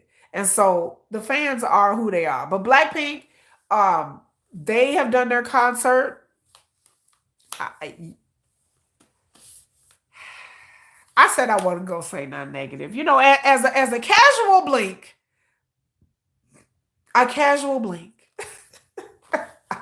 I'm not gonna. You know what? I'm not gonna go there. I'm not. I'm not. Y'all not gonna make me go there today. Y'all. I'm gonna turn on the TV real quick, and we're gonna look at some of this concert footage. Have y'all seen the Blackpink? I've seen the set list. They have a lot of solo songs I can say on that set list. And then they have a new song called Jump. I think that's the new song that they sung. I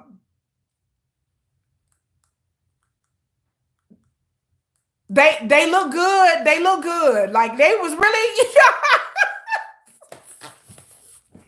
they look good. Um they look good. They really look good. I was saying, look, I was like, Slay Queen, Slay Queen, Slay. The new song is called Jump. Okay, Slay Queen, Slay. I was like watching them on stage, and I'm like, oh, they look good. They look real nice. They look really. Again, I've only seen one female in concert, and that's BB. In BB's concert, I'm about to post the video. I'll probably post it on Tuesday. I'll wait and hold it till Tuesday. But I saw BB in concert. It's different than seeing a group. I've never seen a female group in concert live. I've never seen Moonlight God finna get me in trouble. Okay, I am a Lisa. Let me just say this. I am a Lisa fan, but I've never seen like a girl group in concert, like live in concert. I've seen BB. She's a singer, and I got to say that Lisa looked real. She looked real good. They was looking good, girl. J Hope did. Oh, J Hope is the man. J Hope was a stunner. But Blackpink look good, y'all. They look good, y'all. I have to watch more. I'm gonna watch more of this footage and come back next week. I'm gonna watch by this time next week. Somebody has probably posted the whole concert, right? So I'm gonna watch the whole concert from beginning to end, not just clips. They got a lot of lasers. Let's hear what you think. Honestly, they got a lot of lasers. I just saw a bunch of lasers on stage. I think that's cool. I think Jisoo looks. They all look beautiful. They all look gorgeous. They good. You know what? I ain't seen that much footage, y'all. I didn't see like a few clips. Like, and then I expect for a Blackpink concert. Let me say this before I move on. I expect for a Blackpink concert that there would be a lot more footage. So right now, I am on YouTube right now, y'all, and I'm searching. So I'm searching and I'm searching and I'm searching, and I see like maybe 3 or 4 people like have posted concert footage. But I'm just like, am I missing something? Am I missing? Well, I'm like, what? Where is all the concert footage? Because when I know when J-Hope do their concert, there's a lot of footage. So maybe I just need to like give it a couple of hours and then come back, because I was expecting a lot more concert footage, like maybe, and the arena looks real nice. It looks, wait, somebody look. Okay, I'm gonna watch this video. Cause some of these angles be real far away. And so I gotta get closer. I want them to get, that's too far away. Like some of these um are real, back real far, like way in the back. I need to see them up close. I need to see what they dancing. Cause so like I said, I'm not trying to be funny, but some of these footages is just like I can't really see. Um Look, you said it, not me. Talking about they keep letting the fandom die. Um, you like I said, I'm watching these clips, y'all.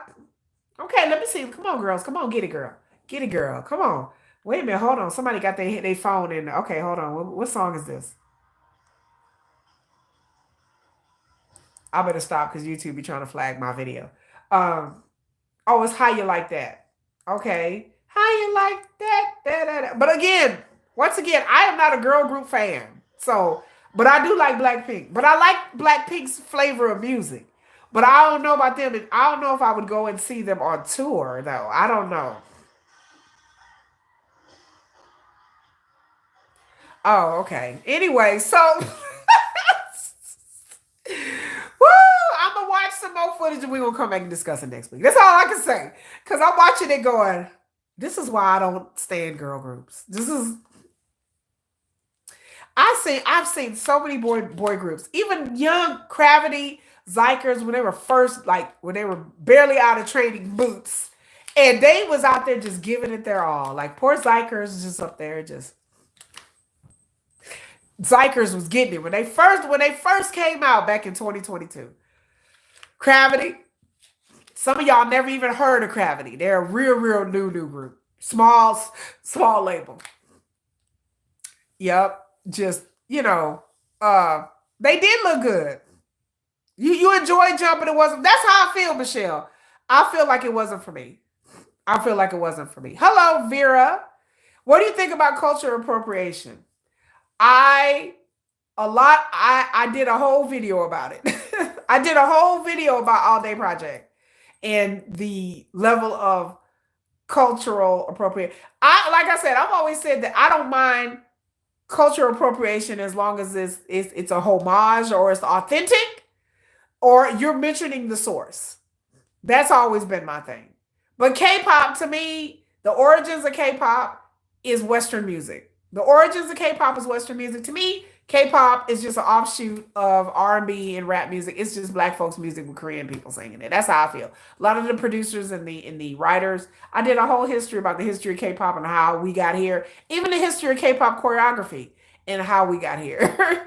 But um but Blackpink, I'm gonna come back next week and I'm gonna watch this whole thing. One of these, somebody's gonna post a whole video because right now it's just a bunch of little clips, like 5 minute clips, 3 minute clips, and it's just all over the place. So eventually somebody's gonna come and like put like a compilation together. And I don't like girl groups. I don't like girl groups. Girl groups have no. I'm gonna do a whole video about why I don't like girl groups. But girl groups just I don't understand the appeal. I don't understand. I'm straight. I'm a straight woman. I like like men. I like men. I like K-pop, but when they pay homage to culture, okay. But no. I don't like the braids and all that and stuff like that. But again, for me, I see it a lot with the girl. I see it a lot with the girl groups. But again, I don't like K-pop. Like I go to concerts, but again, I said it before. I'm not a K-pop person. I like BTS. I fuck with BTS. That's it. What BTS did 10, 15 years ago, that's not what they doing now. So I don't do K-pop groups. And I think that a lot of time the industry is playing y'all. Like I think now these days when people know better with social media, I think the industry just does these shocking things just to get attention and because they want to rage bait and they want to get attention. I think they culturally appropriate to get clicks and views and attention to their group. And people fall for it every time. People just ignore these groups. Like I said, when they do music videos and songs. Now, people like Kiss of Life on a live stream, that's a different thing. People in an interview on a live stream, that's something different. But if somebody's on a music video with some cornrows, some box braids, and some shit, I'm like, why are y'all blaming the artist? That's another thing I don't understand. I'm going to say this, and I'm only going to say this once. Why do y'all blame the artist for shit that the agency has them do? Why do y'all blame the artist? The artists have no clue most of the time. They have no say so in anything. The stylist is literally, don't ask me how I know this shit, sitting in front of them with the creative director going, okay, we're going to do some box braids. Yup. Okay, we're going to have them wear these booty shorts. Okay. I mean, the artist just sitting there like, okay, what are you doing?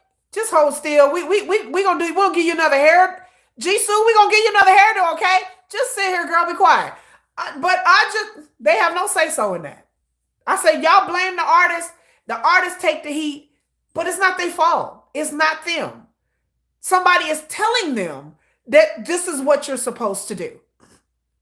The stylist is styling them. They literally walk into the thing, sit in a chair, and the stylist is like, okay, look, JK, you're going to wear this, and you're going to wear that, and you're going to wear this. Okay? Get dressed. That's really what they're doing. It's not like they styling themselves most of the time, especially when you're talking about videos and promotions and going out in public and traveling.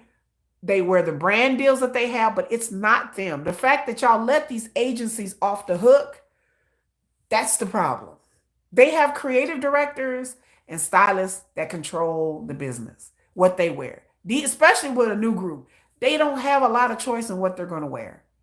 They pretty much have meetings and being like, okay, this is the direction we're going to go into for this promotion, or this is what the artists rarely have any say so in that. They just stand there and be like, all right, you know. And there are some exceptions to that, but for the most part, y'all let these agencies off the hook. And I'm like the thing with JK's hat, which was very offensive, saying make Japan great again. Who put him in that? Was it his hat? I was like, did a stylist put him in that hat? Because when I saw the outfit that he had on, I was like, that don't look like something JK would wear. That looks like something the stylist had put him in. That didn't look like his streetwear clothes. Because you can kind of tell when the artists are wearing their own clothes because they have their own style. Once you get to know an artist for a while, then you realize that it's their own style. You know. There are even a couple BTS songs I'm trying to remember. They said they want Of course, they want European and Asian blonde girls. I don't remember any. I've listened to all of BTS. I've never heard that. That's not the beauty standard in Korea. I don't expect. That's not the. I've never heard BTS sing a song like that. I've never heard that. Oh, hey, Marie Miller. Like I ain't never heard nobody say that. I've never. Yeah, the company didn't even apologize. The company don't never apologize. Ever. And the companies don't ever apologize. And that's the same thing for their music. Who wrote the song? I mean, BTS have been known to write their song, but I don't have any problem with them saying that they want European girls. That's half of the people that I'm like, come on now. I don't have no problem with that at all. It's a beauty aesthetic. We are not it. I've been to Korea. I've dated Korean guys. We're not it. I've heard black rappers talk about they want with videos with racially ambiguous women in it. I don't get offended. I'm like, I don't care what women they want. I'm not gonna date them. I'm not like, ooh, daddy, I'm gonna be with you. Like, I don't, I'm just like, they date Korean girls. Most Koreans in Korea date Koreans because there's a language barrier. So regardless of what they say in a song, most of them have dated Koreans. They're not going around dating Europeans or white girls. They may sleep with them. They may have slept with a time or two, but that's a whole nother discussion for another time. But for the most part, Koreans date Korean. But I've never heard BTS ever sing no song unless it's a song from like a really long time ago, like uh what is it, like the No More Dream era, maybe? I don't know. But that was like 10, 13, 12 years ago. I don't know. I haven't heard no BTS songs. But then I don't care because there's rappers talking about that they want light skin, light bright, nearly white. I'm like, okay.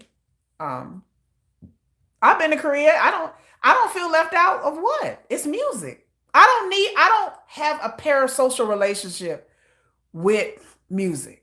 I don't like a lot of music. I don't listen to a lot of music. I know about the music business and the music industry, but I don't care what. I understand that in Korea, the beauty standard is what it is. They live in a homogeneous society. They live in a society where everybody look like them. So their preference is going, it's beyond skin color in Korea. Korea has a preference for facial shape, which is a V shape. And then they have like a ratio, like a 3, 3, and 3 ratio. Like I know a lot about the Korean beauty standard. Then with the beauty standards, they have it between like, okay, where the leg is at. I can't get my leg up. Yeah, I'm old. From where the leg is at to here to up here, they have a hip leg ratio that they find that's attractive. But again, we're talking about the industry. We're not talking about like regular Korean people. Regular Korean people is a little bit different. But the industry, like the entertainment industry, movies, TVs, modeling, and stuff like that. But there's a beauty standard in every country.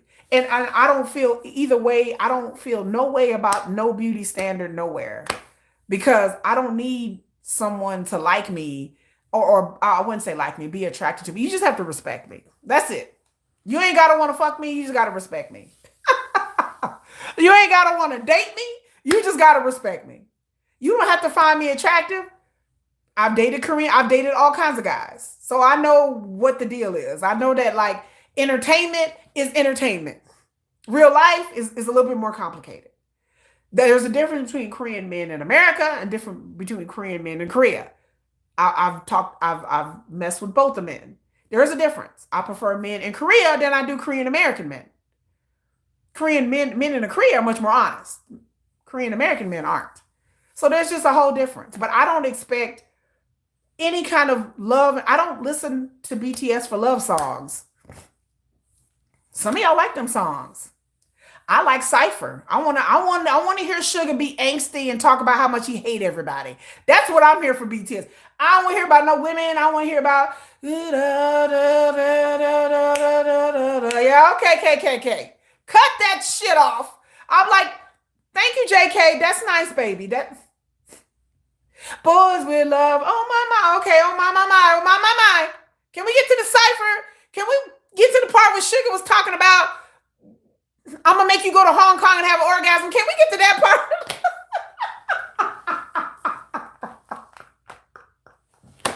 Can we get to that part? That's what I came for. Like, I know y'all want to hear about brand new. I was like, okay, yeah. You want to hear butterfly? I'm like, yeah, that's nice. I'm just like, can we hit a cipher again? I want to hear Sugar talk about okay. That's what I came for. I came to hear Sugar talk about being angsty and he upset about shit all the time. That's what I came. I came here for Sugar to talk about the haters. F the hate. I'm like, F the haters, Sugar. Tell them. That's the kind of music I like. I don't like the lovey-dovey. I don't want, ooh, baby, I want to be with you. I like that. Yeah, oh, yeah, that's nice. Can we just go back talking about how much you hate stuff? So I like Sugar. All his music is like, I hate myself. I tried to off myself. I'm like, tell him, King. That's what I'm here for. I want to hear R.M. be upset and depressed about some shit. I need to hear some angst in my music. I don't want to hear no loving. I don't want to hear no loving. And I want to hear some sexing. Now, if J-Hope want to talk about killing a girl, I don't want to hear no lovey-dovey shit. It's either got to be sex or violence. It's all here. Y'all been on my live stream. Y'all know what kind of music I like. She either wants to hear sex or violence. She don't want to hear about no love. I'm like, no, I don't want to hear about that. But cut that shit. Are we talking about sex? Oh, no. Well, I need to hear some violence. So I'm like, come on now. Come on. The same elements that I like in hip-hop is kind of like the same things I like in K-pop, but just a little, dial it down a little bit. You know, I love okay. I love Cypher. Like that. I'm a rap line girl. I'm not an R&B. I don't think I'm going to date Suga. And look, I don't think I'm going to date or have sex with any of these people. I don't think I'll probably ever meet them in person. I'll probably see them on a concert. There might be a digital fan me, but I am not a parasocial relationship with entertainers. I don't like entertainers. I know entertainers. Half of them are pieces of shits. I mean, I'm just going to keep it real. It takes a level of narcissism to be in the industry. I am about realism. I want them to be as real as possible, but I understand in the K-pop industry and the entertainment industry, it's smoke and mirrors. I understand it's a lot of smoke and mirrors, and y'all be falling in love with these fucking people. And at the end of the day, I'll be like, half of them is fuck boys. Half of them are fuck boys. I don't know BTS personally, but I can tell you that half of these entertainers in K-pop are fuck boys. Half of them are fuck boys. Half of them talk about sex all the time, and when they're not insanely busy. They're just like regular people. Some of them are really sweet and some of them are really nice. And then some of them are like Diddy. I mean, let's just face it. I'm not saying they having freak offs, but I'm just saying that if they could have a freak off and go to a freak off, I know some K-pop singers who probably would be there.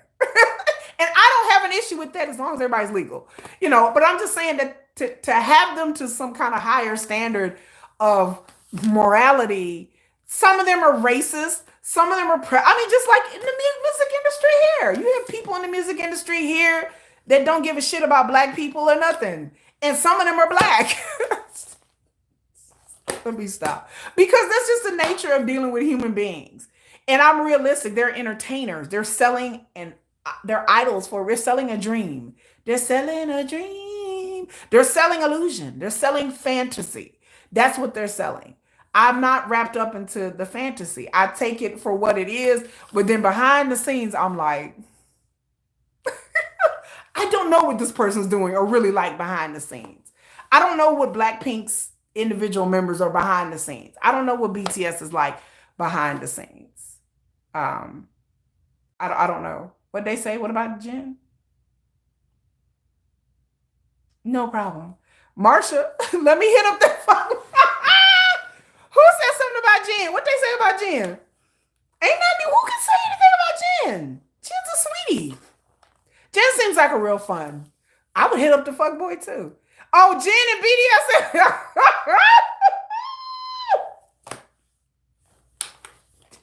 JK wasn't here to hear that. We had to change the topic real quick because JK wasn't here when they talking about there's a rumor going around that Jen was in the BDSM. I said, "Where's JK at?" I said, "Ooh, JK's not in here." Phew. Because Jen is her bias. She like, what they say? Like I don't have this parasol JK. Somebody was in my chat and they said that they heard on the dark web that Jen was into BDSM. And I went and looked it up and I was like, I'm on my phone looking it up. I'm like, I was looking it up. I was all on the Korean message boards. I was all in the dark web. I said, let me back up out the dark web. But you know what, y'all? Y'all done got me off topic. But anyway, next week I'm gonna come and talk about the Blackpink. We're gonna talk about the Blackpink tour. But what I have to say about my main topic is that since BTS is back, I couldn't get it out of my. Oh my god, I couldn't get it out of my head either. Anyway, so we're gonna get to the main topic. The main topic is K-pop today. Okay. I watch Kville. If you do not watch Kville, Kville, Kville is a YouTube channel that will show the charts in Korea. And then also they have another stream when they just show clips. They don't show the whole video, but they'll show the clips like the charts from 100 all the way to 1. Kville. I love Kville. And they also stop it. And they also show the new songs that come out every week.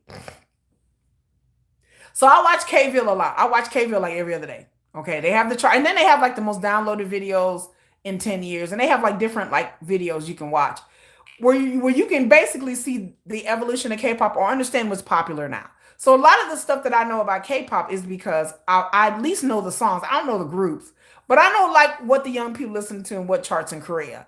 Now, as to what charts in America, I don't know. I don't care, but I always get curious to see what new groups are out there or what's popular in Korea versus what's popular in America. And just to see the musical taste, because I'm always interested in the business. I'm not interested in whether this song's a banger or not. I'm just interested, well, what kind of music do they like in Korea? What kind of bands are on Mnet? Who is really liking that? That's where my curiosity lies. It's always what's going on in the business and how it compares to what things go on here in America, in the West. And so, you got fifth generation right now and coming up on sixth generation. And it's just sad. Like I'm gonna keep it a buck. It is sad. I'm gonna keep it a buck. It's sad. It's very different and it's sad. There are so many groups that come out every week. Y'all, if you don't know, I can't look, baby, I can't even keep up. There are so many new agencies and labels. There are so many small agencies and labels, and there are so many new groups that come out every week. It makes your head spin. It didn't used to be like this from what I know, from what I've researched 10 years ago, or even 5 years ago, even.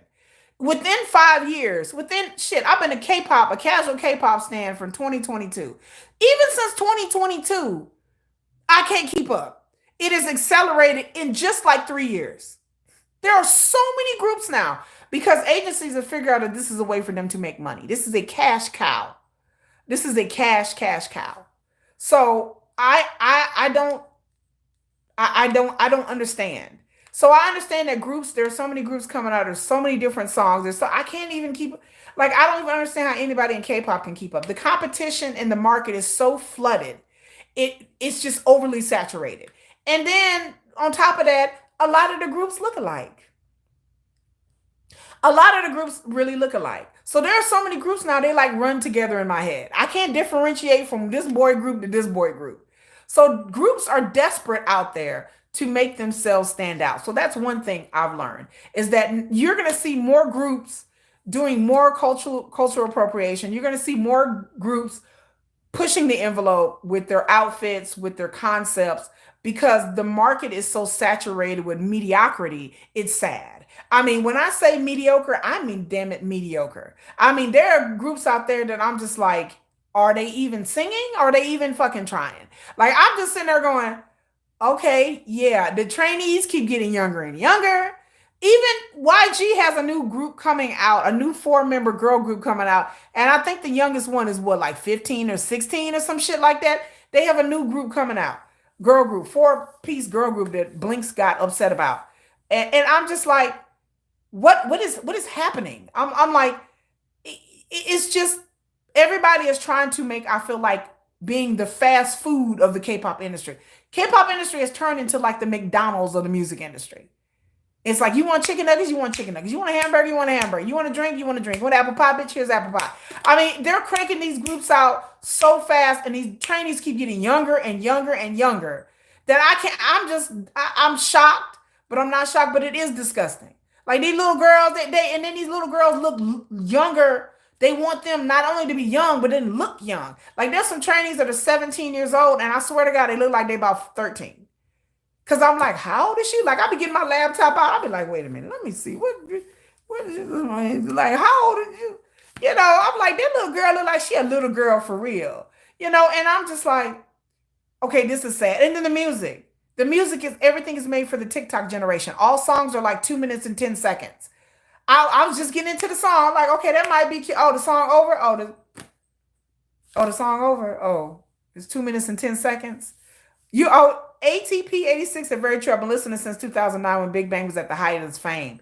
Once the West got into it, they ruined everything.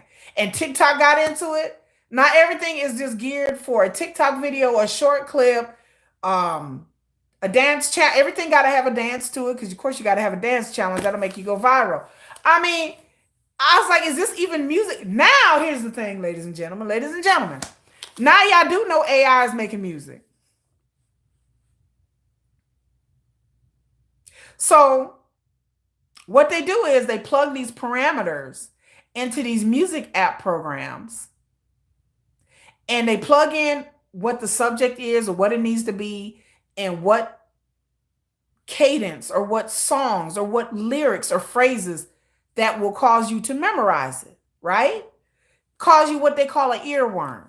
So now they put in these parameters, they can just type it into an AI song program, and the song program will come up with lyrics, will come up with beats, will come up. You can make it, you can delete it, edit it, specify what kind of beat you want, what kind of music genre it is. And y'all, AI is making music now. So some of this music I listen to, I'm like, okay, that sounds layered and it's sophisticated and it's layered. You can tell that there was actually composers and songwriters. Some of these musics, I'm listening to the beat going, that's kind of, okay. Yeah, that kind of sounds like AI. Like, it kind of sounds like AI singing, AI beat. I'm telling you, it's going to get to the point we're going to have AI K-pop groups. We already have Plav, Plav is like this animated, and I'm not trying to hate on Plav. Plav is kind of cute. They cute, but they're like this computer animated group, and they actually go on tour. Like, they're coming to Dallas. Like, Plav is coming to Dallas, y'all. They're animated. The tickets was like $100 something. I was like, well, let me see how much these Plav tickets are. Plav is a 5-piece member boy band, but they're animated. They're computer generated. And they have a Weverse, and they have a bunch of fans. You can't stand Plav? Damn it, Moonlight God. Don't you do Plav like that? I kind of like them.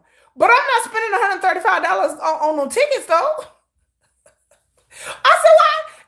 My sister-in-law was like, so what kind of concert? You just sitting in the audience and there's just a screen? I was like, so I'm paying $135 to see life-size animated people on a screen.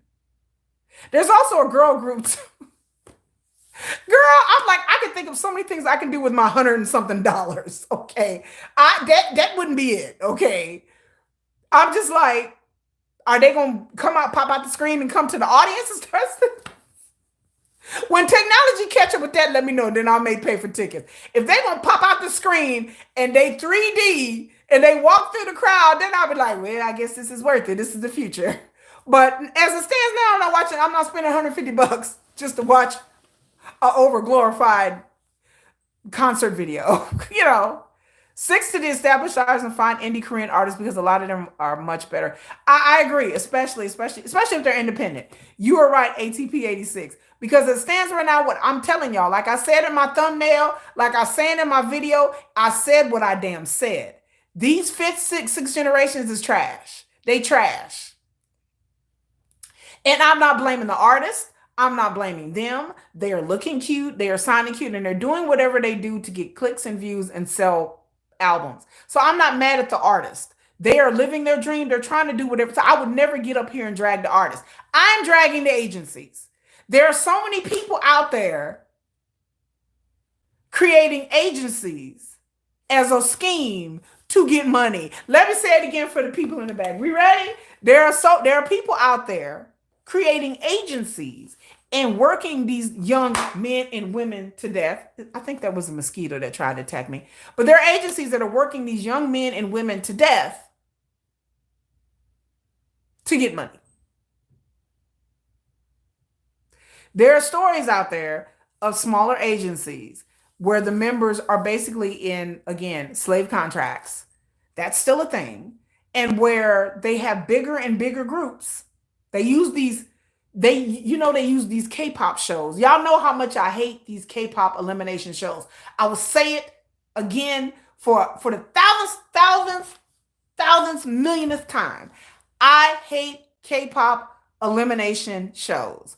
I don't get it. I don't understand it. I should do a whole damn video about it. I don't like them. I don't trust them. I don't like how they take members of other smaller groups and they put them on these shows. And then what? They create a new group as a way to get publicity for the old group. Look, it's convoluted, it's set up, and it's stupid. And they exploit these young people, use these young men and women, and run them through the ringer and chew them up and spit them out. And then next thing you know, the group that they supposedly formed from this show is disbanded in 2 years. Then the person turn around and get on another show. And then they join another group. I'm just like, wasn't this guy part of this group? Yeah, but that group was disbanded. So basically, you just keep creating groups just for the show because you want people to watch the show because the agents and the producers and the people who work on the show get money. And these poor people who are on the show, they're thinking they're getting an opportunity, but it's the potential. It might lead to something, then it might not.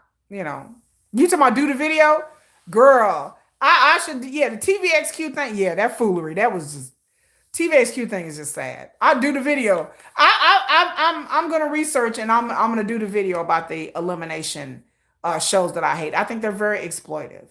And like I said, and again, I'm gonna say it again, over and over again. The trainees keep getting younger and younger, and it's destructive. Not just the female ones, but the male ones as well. And I don't think that the K-pop industry or any entertainment industry is built for children. Now I understand that things have changed in the past 5 to 10 years, but they ain't changed that much, especially with these small agencies. If you have not, especially with these small agencies, if you have not seen the videos about the fantasy boys, go look it up. It will probably make you cry.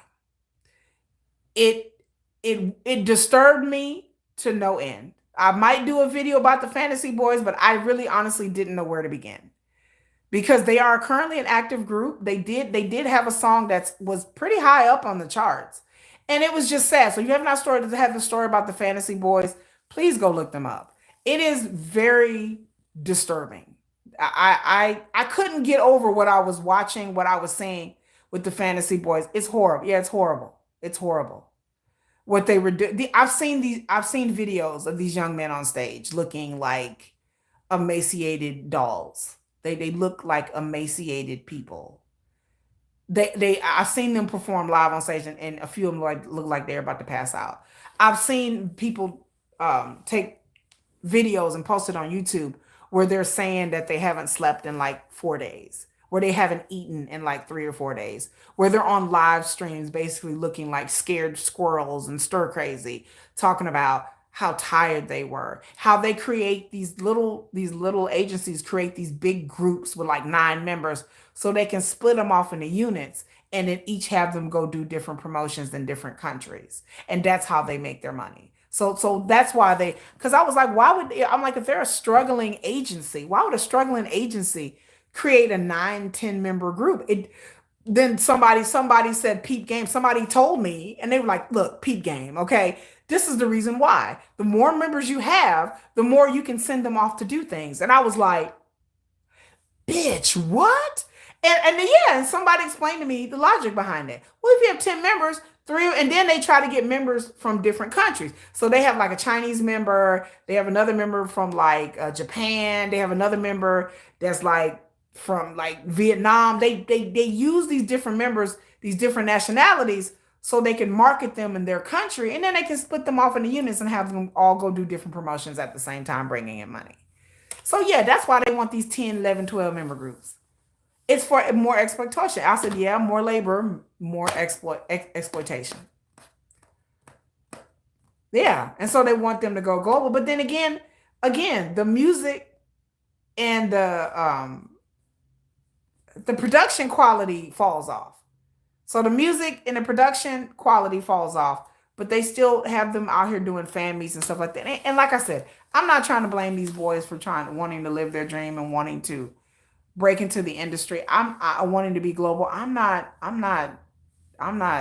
faulting them. I'm faulting these companies, these agencies that are formed in order looking at K-pop as a get rich quick scheme. And then they on top of that, they have no real musicality. And now we're using AI to make beats and lyrics and songs. And so when people talk about in the industry, people using AI, so of course I went online and I downloaded one of these AI things and I made a Suga song. Yeah, I made a Suga song. Yeah, plagiarism is very heavy in K-pop. Oh my God, yeah. They steal beats from all kinds of songs. There's whole channels that talk about that take K-pop music and show you like where the beats originally came from. Like I love those channels that'll tell you this beat came from this or this break bridge came from this song and this Western song. All they're doing is taking Western music and just remixing it and changing it and tweaking it a little bit here and there and using the same cadence and the same beat. You want to hear my Sugar song? You know what? If I could play it for you guys, I would. I'll probably, you know what? I'm gonna make a short about Sugar, and I'm gonna use the song in my Sugar short so y'all can hear my Sugar song. And it ain't nothing, girl. It ain't. It was 3 o'clock in the morning, and I just typed in. I said I want this kind of beat, this kind of genre, and I wanted the song to talk about this. And I put it in there, and I hit the button, and I waited for like a minute, and then it created this whole like 2 minute song. And I was like, you know what? This song is not that bad. I'm sure if I put more effort into it, it would be a whole bop. But I will make a YouTube short, and I will put, after I get off this video, I'm going to make a YouTube short, and I'm going to put my Sugar song in this short so y'all can be like, and it's like a slow song, so it's not like an upbeat song. It's kind of a melodic, slow, kind of like pop country kind of feel to it. Like I was like, I swear to God, I was like, if I put this song out here and it goes viral, I'm gonna die because I don't think it's a good song. It's not my kind of music, but somebody may hear it and be like, "Ooh, girl, that's a whole bop." I'm like, "Yeah, okay." My kids heard it and they were like, "What is this?" Like, that's my Sugar song. That's my Sugar song, kids. Back up off me. They were like, what is this madness? I was like, this is my melodic pop rock country ass kind of Sugar bop. They like, oh my God. I was like, I made it. AI made it. Oh, AI made it. I didn't make it. AI made it. And I wouldn't, like I said, I wasn't even trying. So if I could do this without me even trying, I can just imagine like real producers and composers and singers. Because again, I'm not a music person. I can imagine like people who really can put parameters and tweak it, what they really could do with AI. And you could really make a really, really, really good song if you know what you're doing in music. If you know how to produce already. So yeah, this fifth, sixth generation is trash. So that brings me to my other point. Everybody is waiting for BTS. They supposed to come back in the spring. and everybody's waiting for BTS to save the industry. Now, yeah, as you may or may not know, the K-pop industry has taken a dip within the past 2 to 3 years, and which coincidentally coincides with BTS being in the military. I don't. Is it a coincidence? I don't know. Is it a coincidence? I don't know. It might be it's maybe a coincidence. I don't know. But coincidence, I don't think not. I think once the BTS went to the military, all everybody was living big and eating good before BTS. All these other little groups were piggybacking off of BTS's success. Korea was making hellified a lot of money in BTS. That's why I tell when people start talking about chart manipulations and stuff, it has nothing to do with the revenue that BTS brings in. The proof is always in the money. The proof is not in the awards. The proof is not in TikTok views and YouTube views. Like I said before, I understand y'all K-pop fans, y'all live and die by that bullshit. I do not. I'm like, show me the money. Show me the money. Show me the revenue. I go online, how much did BTS make? That's what I want to know. Compared to other groups, show me the money. The proof is always in the money. It's not in charts. It's not in awards. It's not in downloads. It's not in YouTube views. It's not in Instagram views. None of that shit means not a damn thing to me, personally. Show me the money. How much money are each one of these men worth? So I go and look it up. Okay, J-Hope is worth this much. Okay, Jungkook is worth this much. Okay, J-Hope owns this much property. This person owns that much property. How much is Hyde making off of BTS? I want to see the numbers. I don't care about hype. I care about numbers. I care about money. Because how successful and how profitable you are is what really matters in the industry. Everything else is just publicity to me. It's hype, it's publicity, it's opportunity, it's branding deals. I don't care about that really, but that is part of it. But I want to know, how much are they making in revenue? How much are they making off of merch? How much are they making?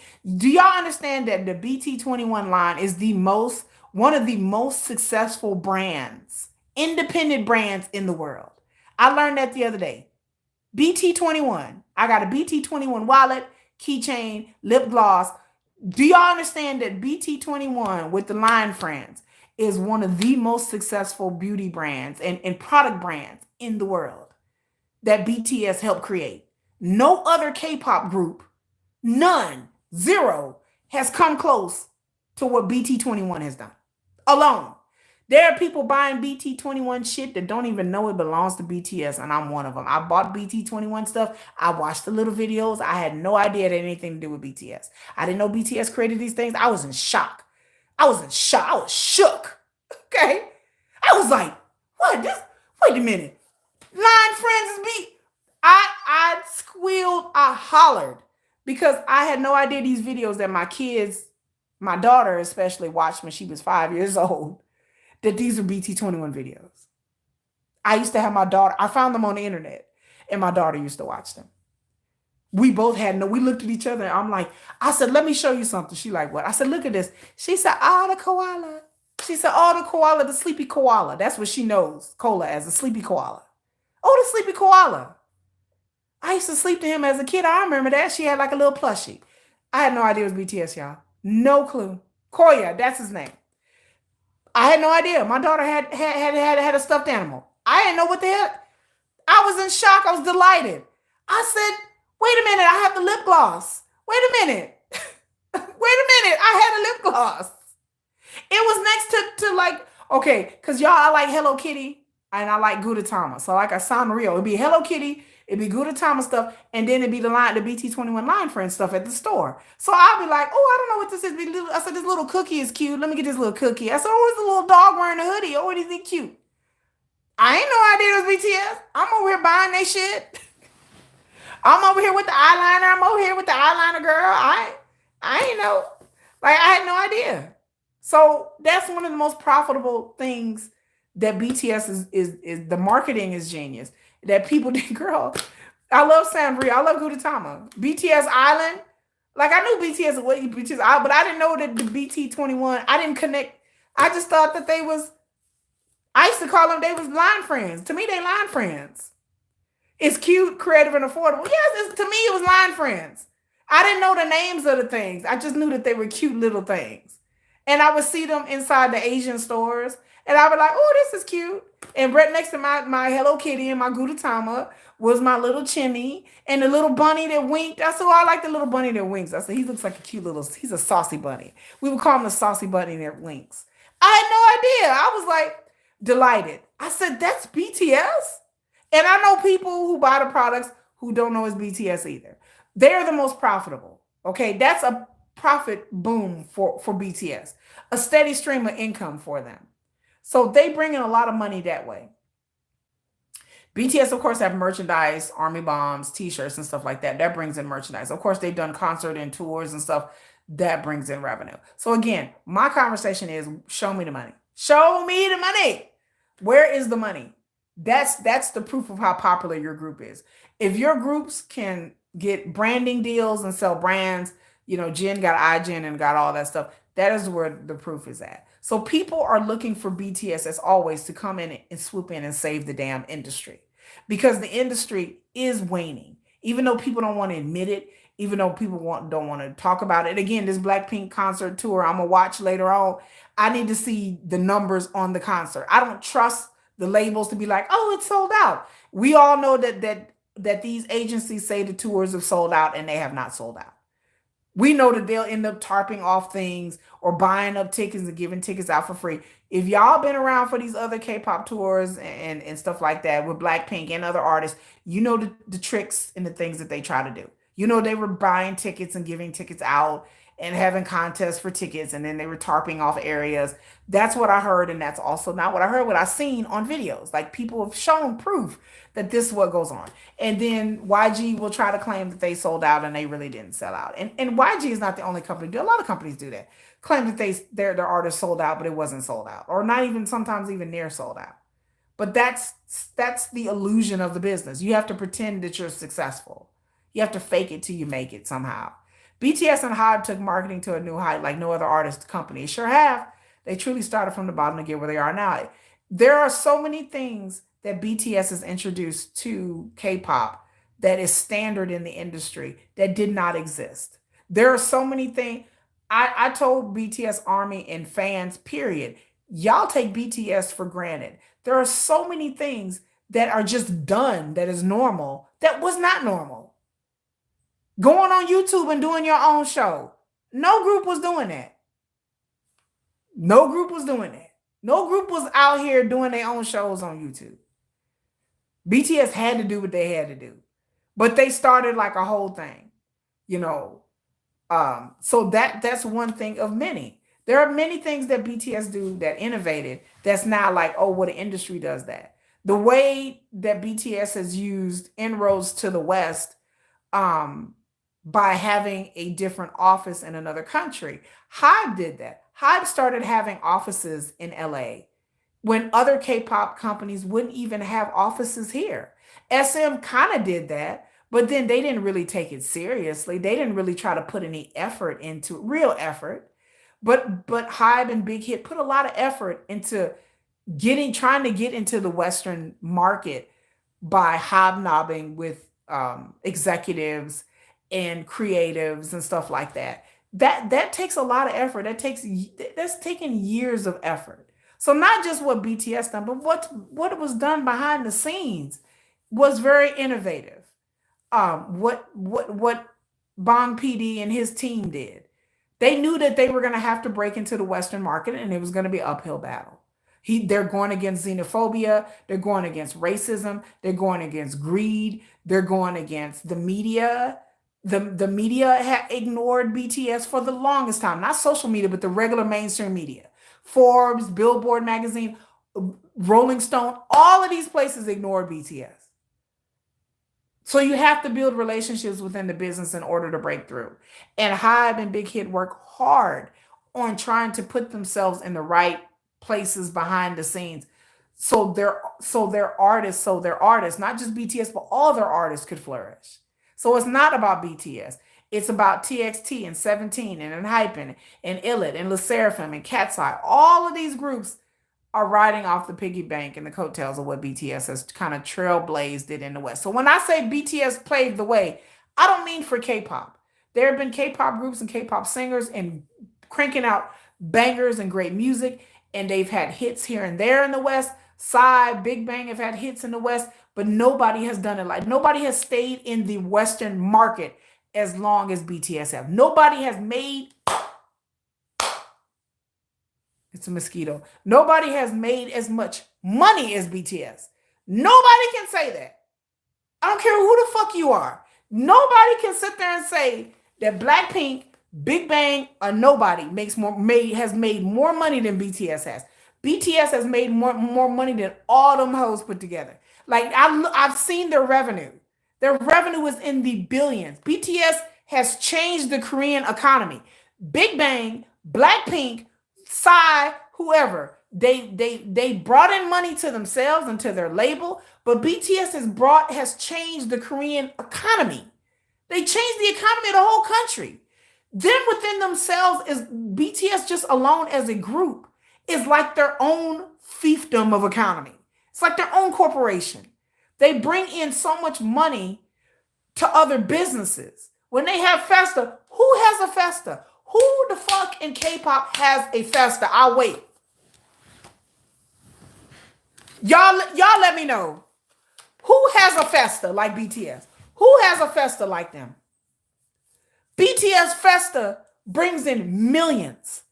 Hotels, airfare, fans, businesses. There are so many pop-up shops when BTS Festa come. The businesses in the area decorate their stuff with BTS because they know that it's fixing to be a revenue boom for all of the businesses, all the coffee shops, all the cafes, all the stores, all the malls, all the hotels. BTS Festa come, it's cha-ching, it's dollar bill, y'all making it rain. What other group has thousands upon thousands of fans coming over to Korea during the summer? I'll wait. Let me answer that quick. Nobody. On their anniversary, nobody. That is an economy within itself for Festa. Even when BTS is in the military, can y'all imagine Festa next year? Just sit back. I'm gonna give y'all a moment. I'm gonna let y'all marinate. We gonna all sit here and marinate like a stewed chicken. I'm gonna marinate. What is Festa gonna be like next year? Do you know the businesses are already planning in Korea for Festa next year? Do you know they already planning for Festa next year? Because they expect Festa next year to be the biggest Festa ever. Because all the members will be out of the military. There are people buying their plane tickets right now. Because Festa next year is going to be crazy. There are people already booking their hotels. There are people already getting the airplane. Hell, I may be there next year. Do you not understand the money that BTS brings in? So anybody can argue about anything, but the proof is in the revenue. BTS brings in revenue. They bring their presence, their name automatically brings in money in the West and especially in Korea. So when we say BTS paved the way, it's not about the music thing. It's about the way that Big Hit and HYBE has done their business has also changed the way business has been done in Korea with these artists. Everybody is trying to push to the West. Before BTS, they have little things here and there. They do tours in the West, and that's about it. BTS came and proved that you can win awards in the West. Oh, they didn't win American Music Award. Oh, they didn't win a Billboard Award. Oh my God. The whole industry in Korea had a heart attack. Because they hated BTS, but they was rooting for them at the same time.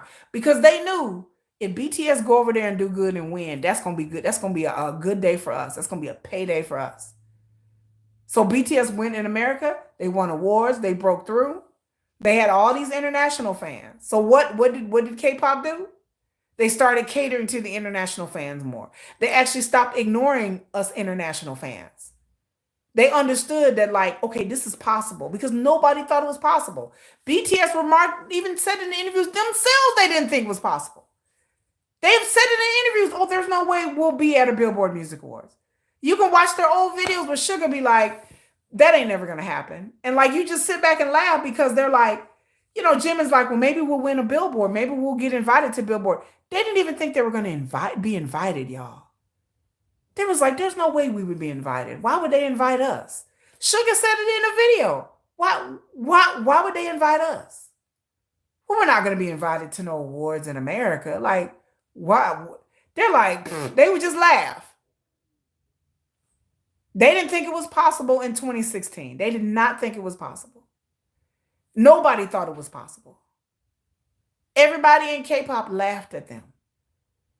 They ain't going nowhere. They're going to be stuck here with the rest of us.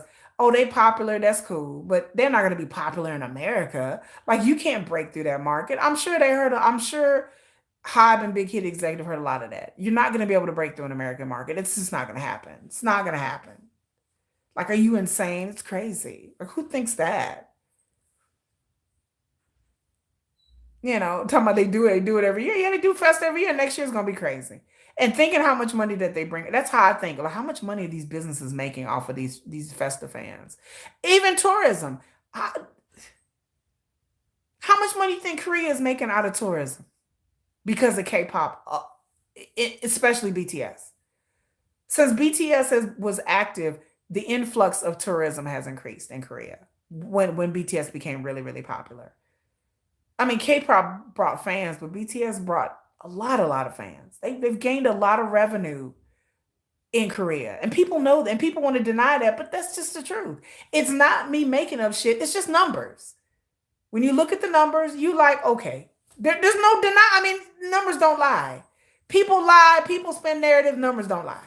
When you look at the numbers, the Korean won and how much BTS has brought in, it's undeniable that they have brought in more than any artist, more than Blackpink, more than anybody else. And I'm not saying people don't do great things, but damn it, ATEEZ and Blackpink are not bringing in the numbers that BTS is bringing in when it comes to revenue. Country, even in South Korea, they just don't. Tourism skyrocket, yes. She said, I literally moved to Korea. I literally moved to Korea for a few years just to be able to go to concerts. Oh my God, I would love to move to Korea. But BTS dedication and passion they have for themselves is what makes them hot and relatable. It's something. I've never seen nothing like it. I like BTS because it's their authenticity. Because BTS have never tried to be anything else. Like, really, in the beginning, again, when I go through the history of BTS and people like, well, in 2014, Suga had cornrows. I was like, okay, first of all, that was like 11 years ago. It was a different time. Let me go on a record and say, if you are a K-pop group and in 2013, 2014, 2015, you had cornrows or something very culturally inappropriate, I am willing to excuse you because I lived back then and there was a lot of fuckery going around, not just in K-pop, but in America as well. We had singers in America that had cornrows and braids in 2013. Like, what are y'all talking about? This was like the business it was back then. We didn't have social media. We didn't have the internet where people can just go look at stuff. We didn't have an influx of massive amounts of K-pop like you do now. In 2025, there's no excuse. 2023, 2013, 2014, 2015, I'm willing to give you a leeway, but BTS cut that shit out. Because people honestly didn't know what to try to do to make it in the West. And they thought that when they did No More Dream and all that, I get chuckle and a kiki out of it because they look like they belong in a Master P video. I get it. Make you say, nah. I get it. Because they thought that's what 2025 to break into the West, that's not, you're doing the opposite of what you need to do. Because now that shit is corny. I've said it before in my other video. It's corny. Cultural appropriation to us in the West is corny. To black folks, to white folks, to Latin folks, it's corny. Nobody is checking for that outside of Asia.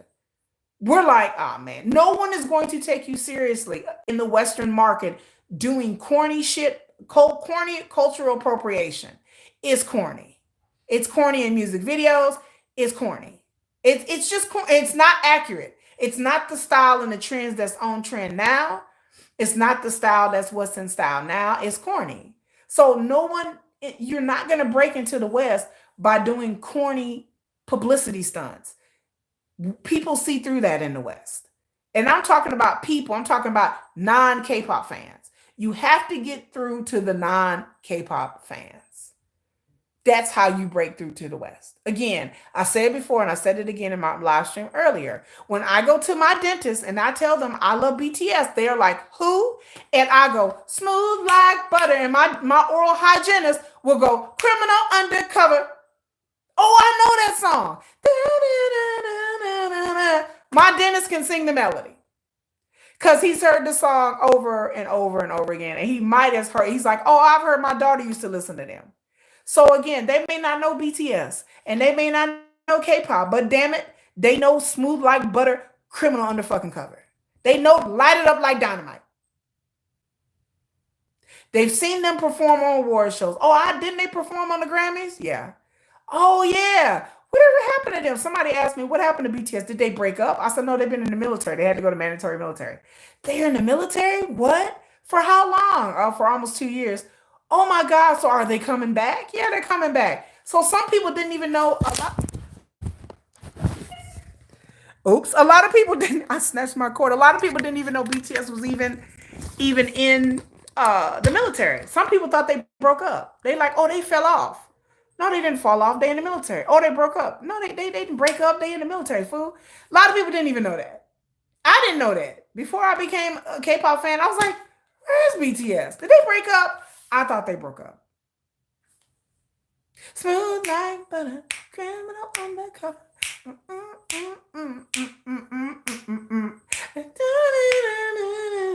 Like everybody know that song. How I get move, baby. You know I got that heat. Show you that talking chick. That was my song. That was my mom's song. My mom even liked this song. She know who BTS was. So yeah, people may not know K-pop, but they know BTS. You sing a Blackpink song and they just gonna look at you like, and all like I said, I'm not trying to rag on Blackpink, but people are like, who? Like unless you own the social media where they're highly, well, used to be a lot on the social media, you don't really know who Blackpink is like that. They don't know. Sure, the hell don't know who ATs and Stray Kids is. They like who? Who? I can sing a Stray Kids song and they like who? K-pop fans who listen to other groups may know in K-pop circles, and but main mainstream music is mainstream, and BTS damn well was near mainstream. And once you become mainstream, you bring in a lot of more fans, and then once you start doing that, you bring in more revenue, and so everybody's looking for BTS to save the K-pop industry, save it from mediocrity. I just like I said, for somebody who sits here and watches the charts, I am just amazed at the level of like just everything kind of sounds the same.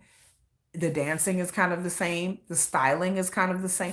Everything is just very cookie cutter, very synchronized, very standardized. Everything is like, yeah, bitch, yeah. This is how how K-pop is now. Even in the Western world, I can't even just criticize K-pop. It's becoming it's coming to the point in the West where the same people are making the songs for different artists, and so all the songs same a lot. Like Sabrina Carpenter does not write her songs. The same person that has done songs for Taylor Swift has done songs for Sabrina Carpenter, has done songs for a bunch of other artists. So when you listen to a Sabrina Carpenter song, it doesn't sound original to me because it sounds like this Taylor Swift song, this Charlie XX, Charlie, whatever her name is, Charlie XXX, whatever, XXC, well, whatever her name is. These same writers has written songs for all of these artists. So all of their songs just kind of sound alike. So when I listen to Sabrina Carpenter, I'm like, is that Charlie XC or whatever? Or is that Taylor Swift? Or is that, I'm just like, they don't, okay. Like you can tell this is the same writer. You can tell these are the same writing teams because you can kind of tell like by the writing style that it's just kind of like all kind of sounding the same. Same thing with K-pop. They have different composers and producers, but a lot of times the music sounds like another group. Like this group sounds like this group that kind of sounds like that group. This group is styled kind of like that group or a mishmash between these two groups. So it's just all kinds of, and it's boy, and I'm not picking on the girl, but the boy groups too. They are all kind of like, kind of like the same style. And I'm just like, man, girl groups are copy and paste. Yeah, they're kind of copy and paste. Well, Sabrina claims she was. Sabrina Carpenter's not writing her songs. There's a guy, I have to leave the links for his channel, where he breaks down like all of Sabrina and who Sabrina Carpenter's songs are written by.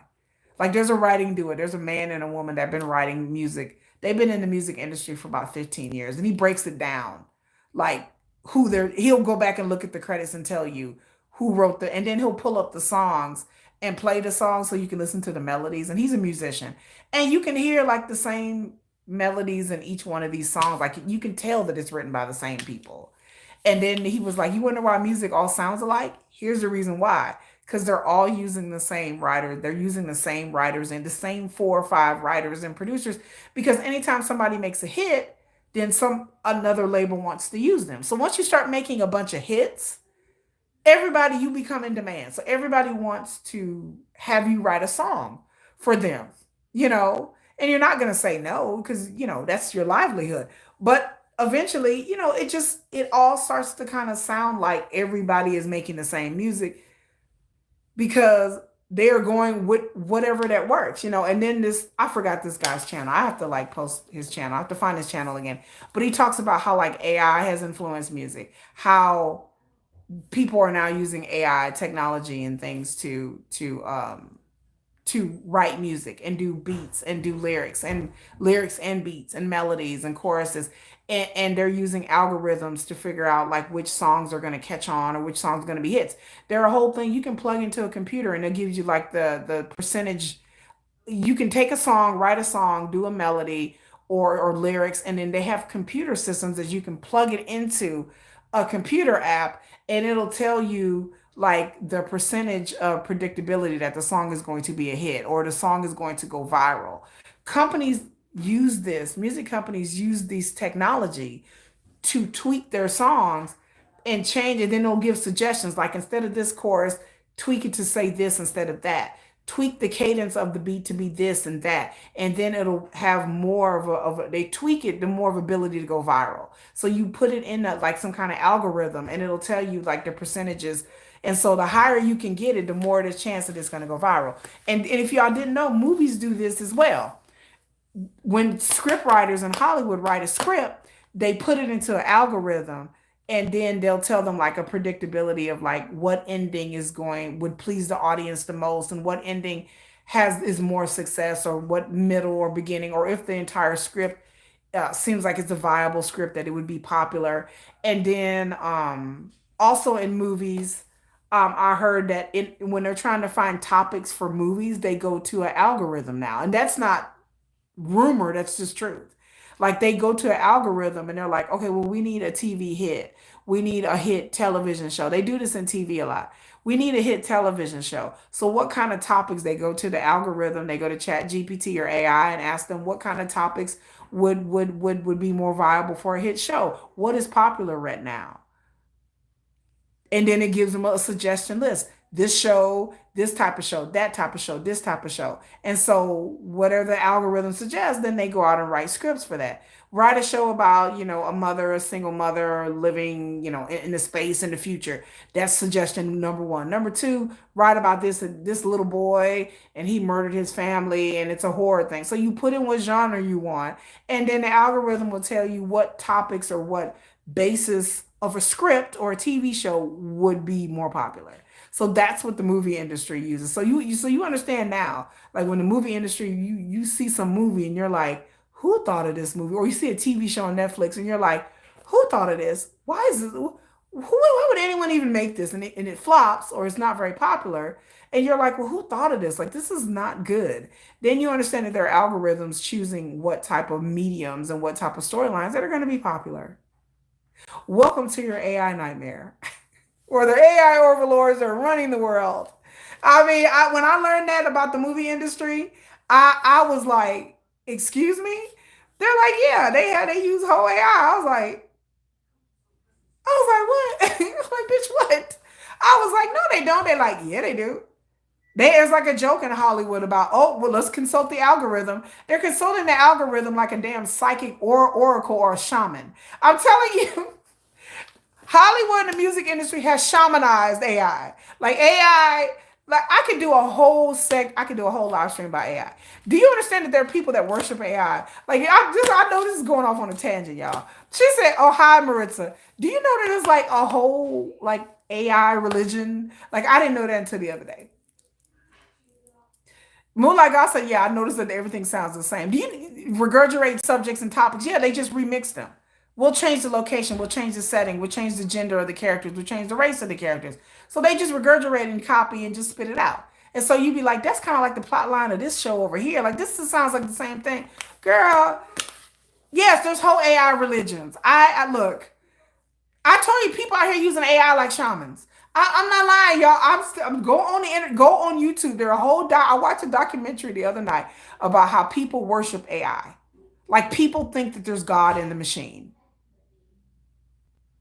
That they think that there's God in there. They think it's God. I'm just like, are y'all serious? I thought it was a joke. I said, y'all really think God isn't? They think God is an AI.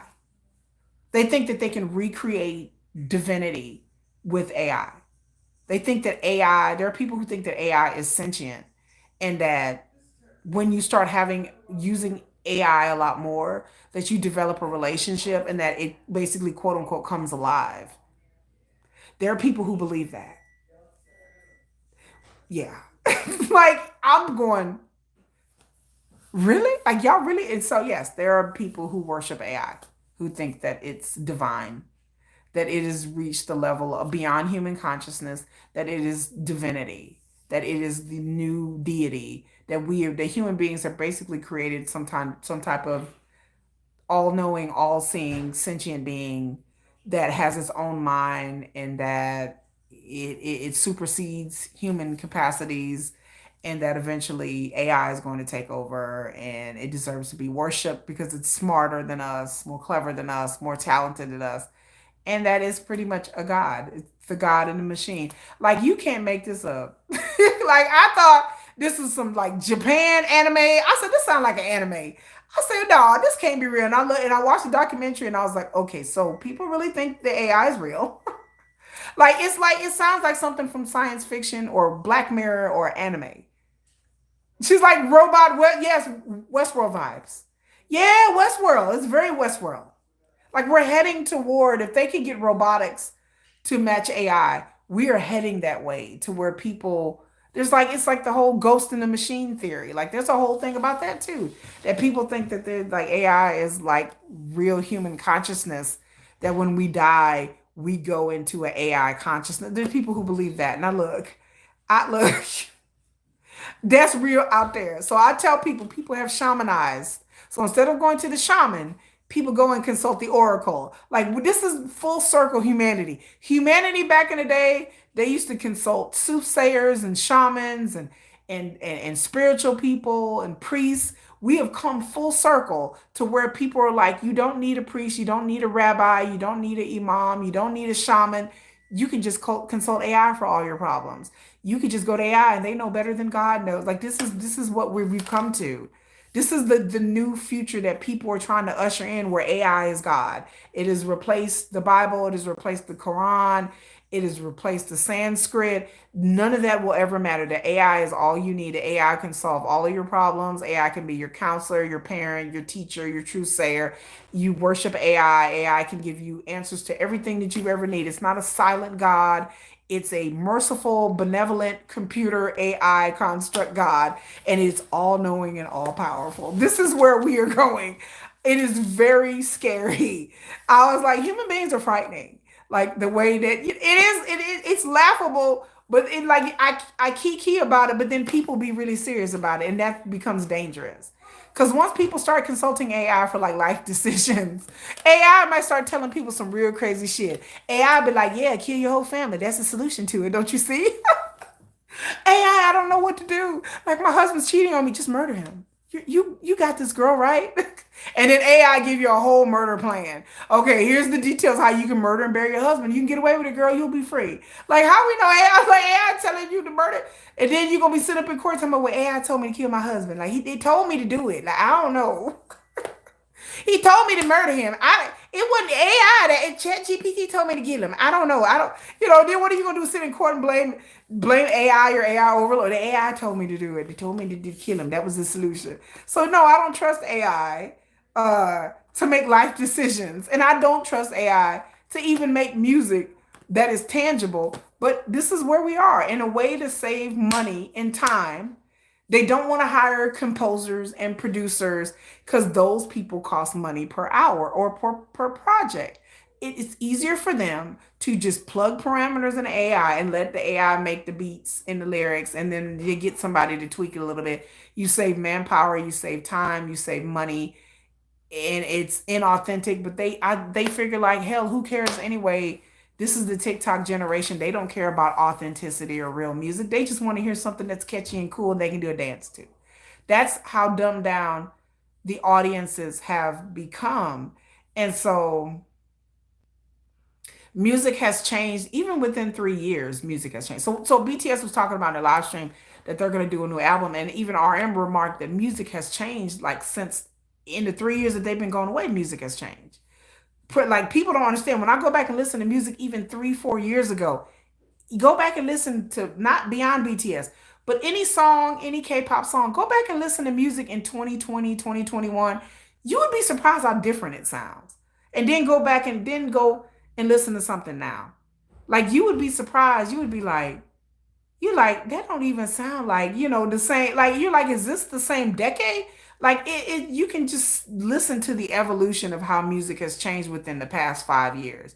Like I said, go back and listen to 2020. Go back and listen to Blackpink. Go back and listen to ATEEZ, EXO, whoever that you may be into, and then bring it all the way, to this, and you will see how different music has changed. The beats are different. The length of the song is different. What they're talking about is different. Moonlight said my coworker had AI answer her back when she said these automatic systems are incapable of help. The answer that is more capable to do a human's job. How is AI gonna have a clapback? AI is like, hold up, bitch. Don't go there. AI clap back. Like, what you mean we ain't capable to do that? We can do it better than you, human. Now go have 3 seats. AI had a clap back. AI is like, you ain't doing me today. Don't do me. AI said, don't do me. AI clapped back on them. Okay. Told her. I was like, damn, AI, like, all right, calm down. Oh, I'm a therapist AI coming for my job. Yeah, yeah. People are using AI for therapy too. That was the other thing I forgot to mention. People are using AI for therapy, which is crazy, but okay. Yeah, you said Namjoon is so right. The music has changed. So yeah, they have to come up with something relevant and modern. Um, period. So again, I they're just gonna have to work on it. They're gonna have to consult and do things. But yeah, music has changed. Like it is shocking how much it has changed. Like I said, when I went back the other day and started listening to K-pop and pop music 4 or 5 years ago, I'm like, wait a minute.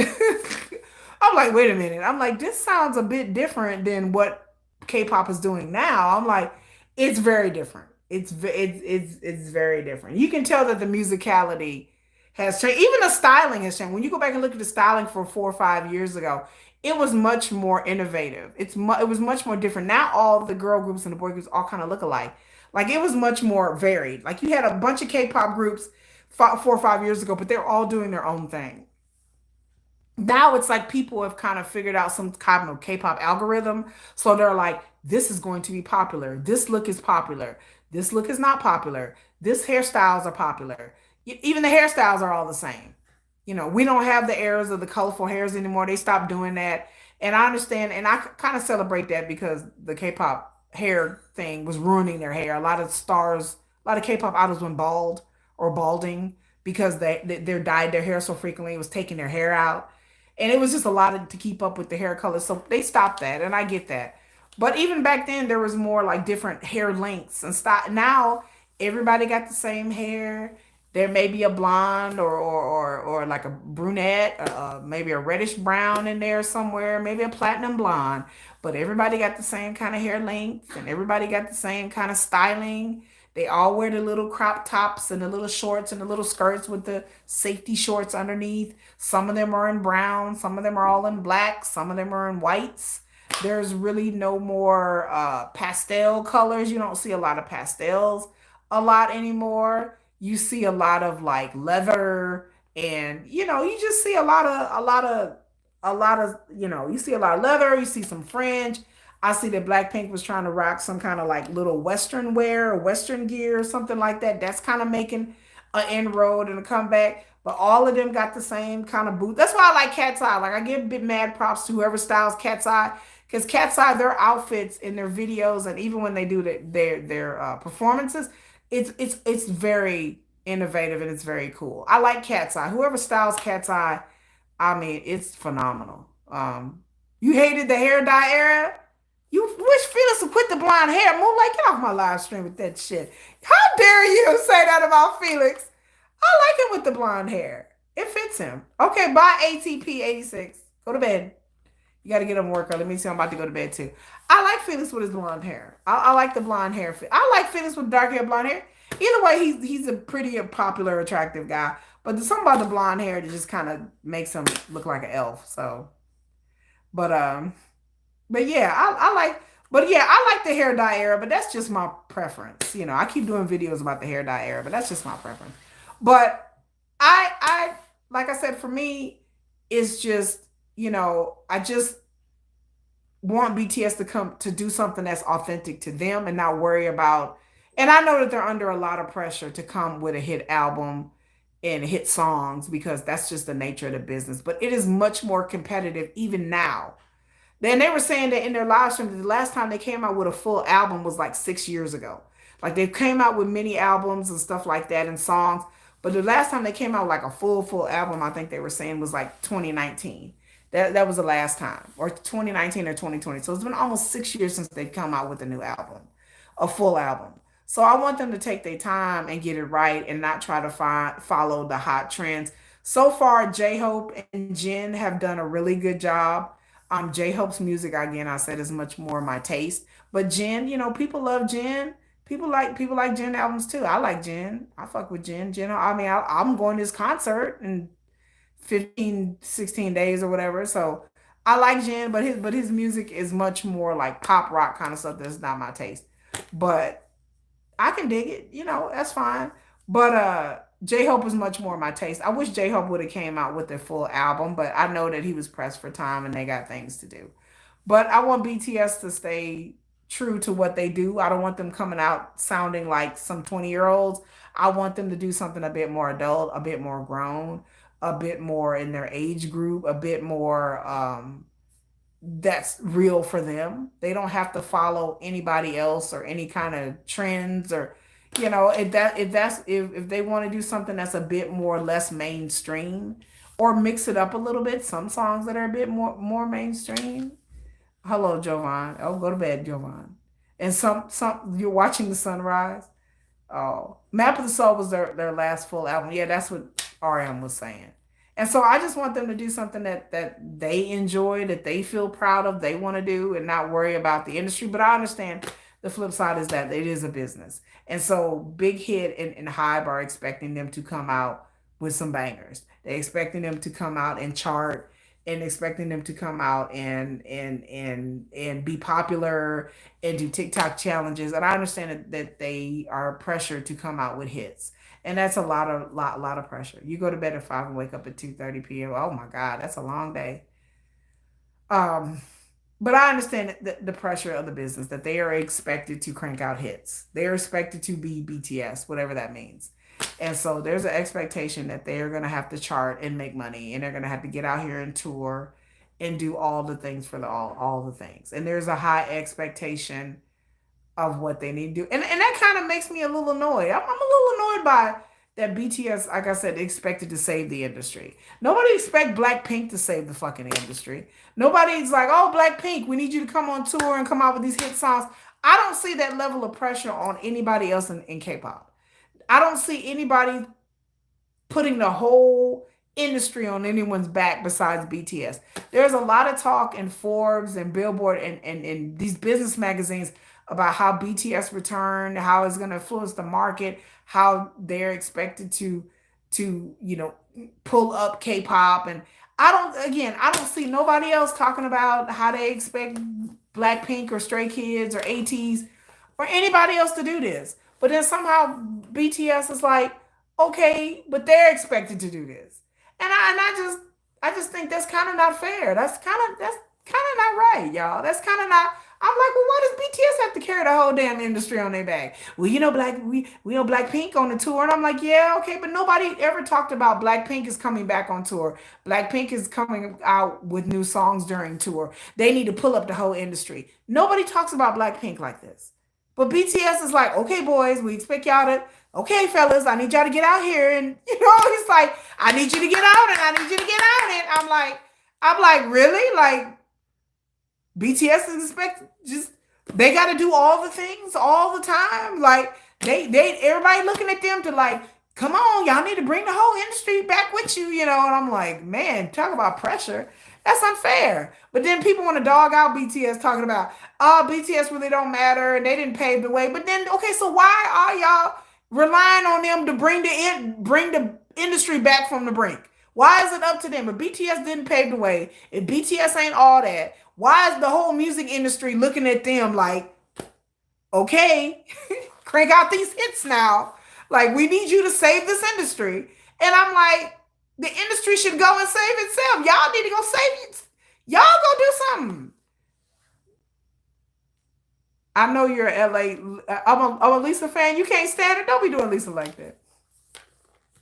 Yeah, I want them to have fun. Thank you, Lilith. Leluthu Robbie. Thank you. I just want them to have fun. But I understand that like the pressure is on for them. But Arian talked about the pressure in RPWP in his movie or his album or Murray. He talked about it in his did he talk about it in his movie? I didn't see that. I want to see his little documentary. But yeah, it's a lot of pressure. And like I said, I just think it's just unfair. Like I just think that it's not right for them to pull up a whole industry, especially on an industry that kind of shits on them. Like that's another thing. I'm like, okay, we expected to pull up this whole industry, but then y'all shit on us at every opportunity. What? Wait a minute, hold up. We supposed to bring up the whole industry with us, but then half of y'all don't even like us? Like, what? Y'all don't even respect us? We sneeze wrong and it's a scandal? Y'all still talking shit about Yoongi? Like, but y'all expect us to save the whole industry and save y'all paychecks and save y'all jobs.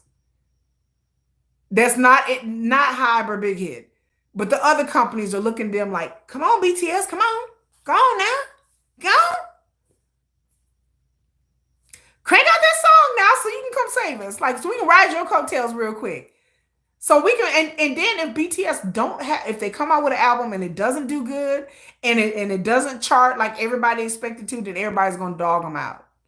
So it's like a no-win situation. You need to crank out hits, and we need you to crank out bangers and popular songs. But then if you don't and you fail, we just gonna drag you for filth and then talk bad about you because they will. Because we all know they will. We know BTS is gonna come out swinging. They're gonna be like, well, BTS came out with a new album, and well, let's just say it's lackluster, and it wasn't really that good, and it wasn't good as their map of the soul. Like we don't really know what BTS was thinking of making this album. You know you're gonna hear that shit. You know they're gonna be on their YouTube videos, all up in the camera talking about BTS is not that great. That album was not very good. It just sucked. It wasn't that good. It wasn't good as their old stuff. We prefer the old BTS. When they went to the military and they like, oh my God, they so fell off. Like, you know, people are gonna be saying that shit. You know, people are gonna say that, y'all. You know, that's exactly you're gonna see it in the YouTube videos. They're gonna be on Twitter. They're gonna be writing about BTS then fell off. They too old. They look like somebody's uncle. Like, oh my God, they not even that cute anymore. Like, you know, they're gonna get dragged if they don't come out swinging. So it's a no-win situation for them. So everybody's looking for them to succeed because it's a paycheck for everybody. BTS come out with an album and tour, and right after that, about 10 other groups are going to come out and do the same thing as well. So if you can't find a ticket for that BTS tour, how about you go to this tour instead? Because that's kind of how it works in the business. If you can't go to BTS, how about you go to this group instead? You know what I'm saying? Like, how about this group? You know, you don't like BTS? Let's plug in this group. And I'm not mad at the business for wanting to do that, but I just feel like it's kind of unfair because it's a catch-22. It's like a no way really for them to win. And I feel like it's unfair that people try to belittle their achievements. But when it comes to them making revenue, they're like, okay, BTS, you're the super group. Oh, I thought we weren't shit. I thought other groups paved the way. I thought we was just a Korean boy band that nobody liked and nobody paid attention to. Yeah, we did say that. But we still expect you to go out there and pave the way. But you just said I didn't pave the way. I thought you said we didn't. Yeah, yeah, but I was like, damn it.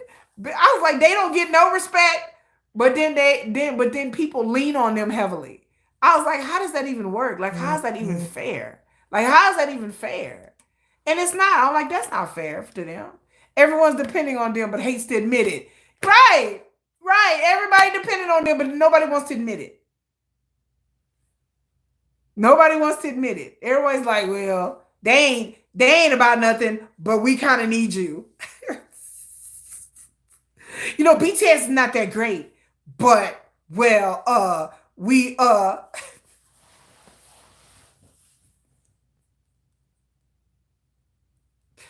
just like, either you like them or you don't. Either they great or they not. Either they influence the industry or they don't. Stop trying to belittle BTS and then in the same breath you need them. You know what I'm saying? Like pick a struggle. It's either or. Pick a struggle. And so, that's why I said, these groups are so mediocre these days that I want BTS to hurry up and come back so I can get some, I mean, and I'm not saying there aren't any good groups out there. Like again, I like ATs. I like Stray Kids kind of. Stray Kids is just kind of not my music. And I respect all these groups again. I don't have any animosity toward any artist.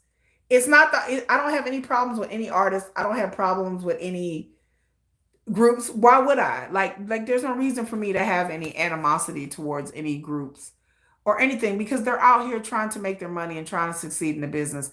And they are all hardworking young people. And some of them are getting worked to death at their labels because their labels can be greedy and selfish. So I don't have any ill will and animosity toward any group. To me, there is no rivalry with BTS. To me, BTS are unrivaled. To me, that their BTS is here and everybody else is in some kind of degree down here.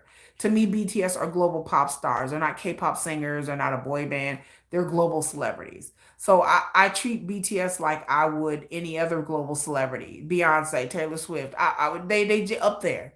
They're not just a K-pop boy band group.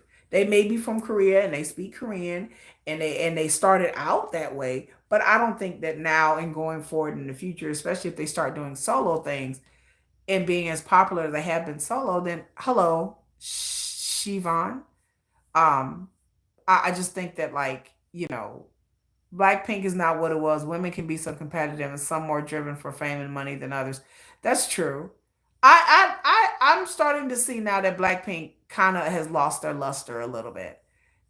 They've waited. YG's marketing strategy is just dismal. Y'all know I've spoken about how much I hate YG's strategy with Blackpink. I think YG has done Blackpink dirty. I think YG has done nothing for Blackpink to help their money, their popularity, their branding.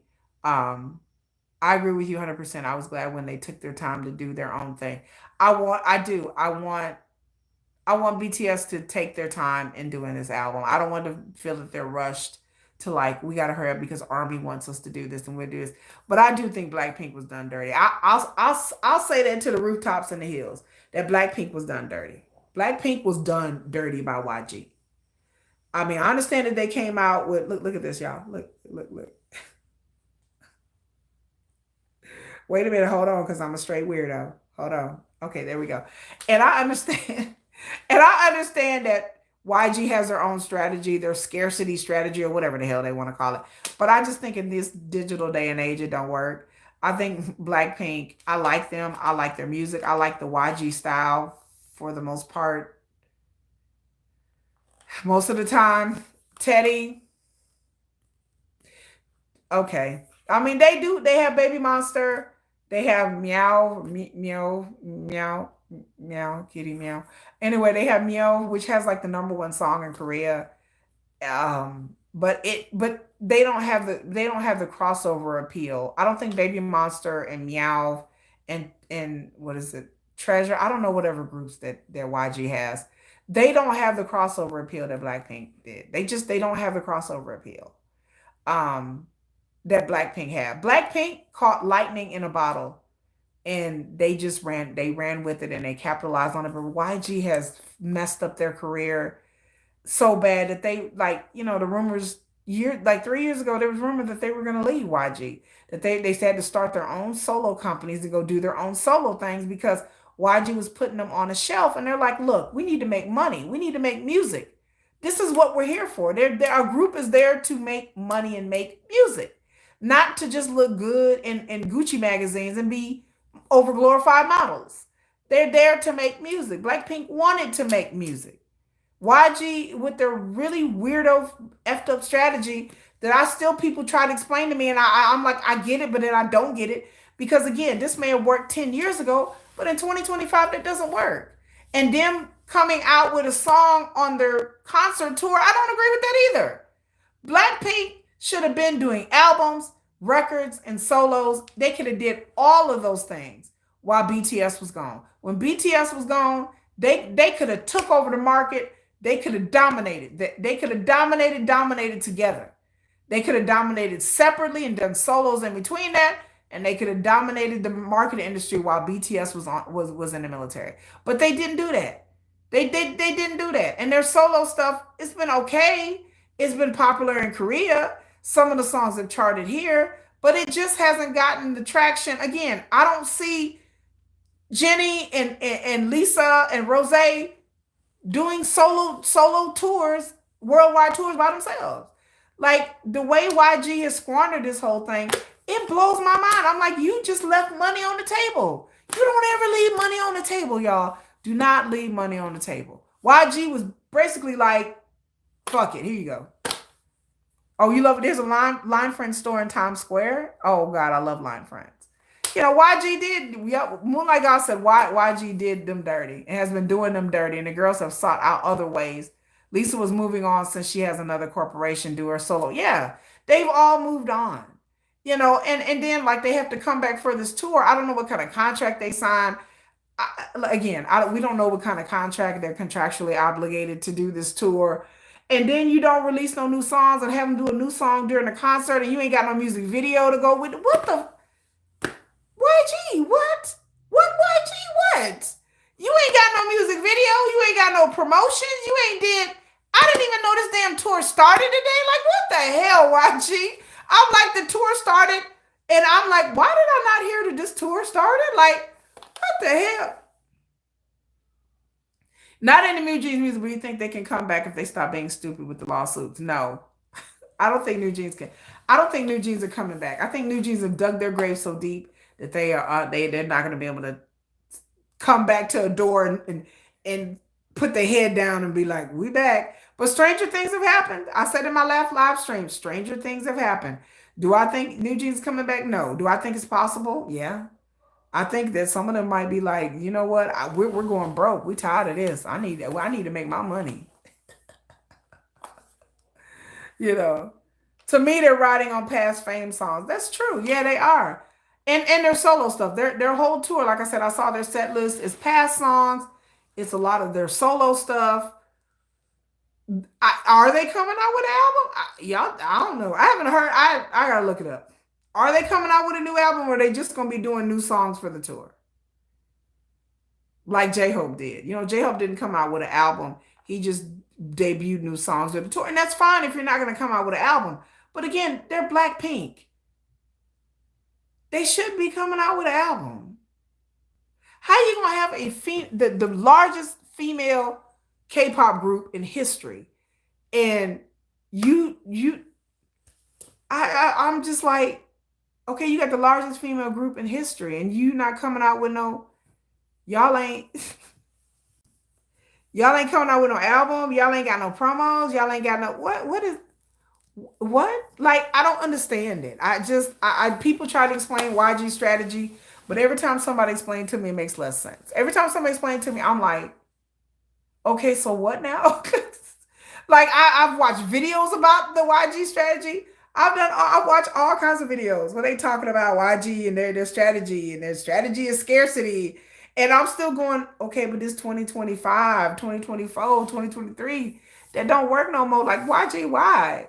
Like, why would you? Why is this the strategy? Can somebody talk him out of the strategy? Can somebody just pull the head of YG aside and be like, look, dude, I know you was part of a legendary, I know you helped found K-pop, like on the artist side.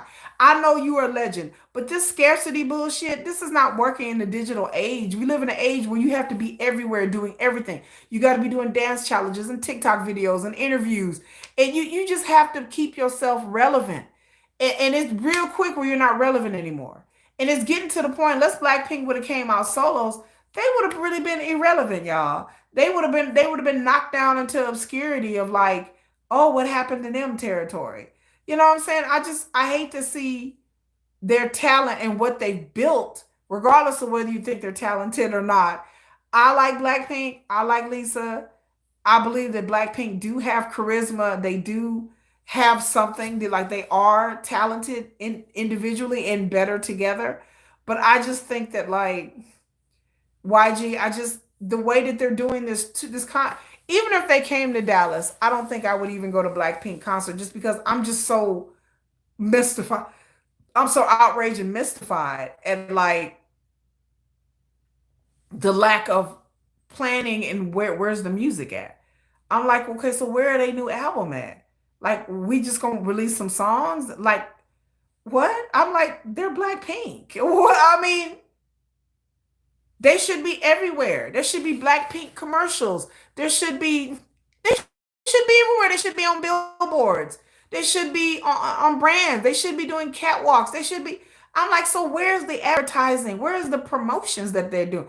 It just say maybe I'm missing something. Maybe I haven't seen it. I don't know, y'all. Don't take what I'm saying as gospel. This is just um my experience. And like I said, I'm not following them on IG or Twitter. I do follow them on Weverse. But even on Weverse, wasn't really a lot of what they were even doing on Weverse.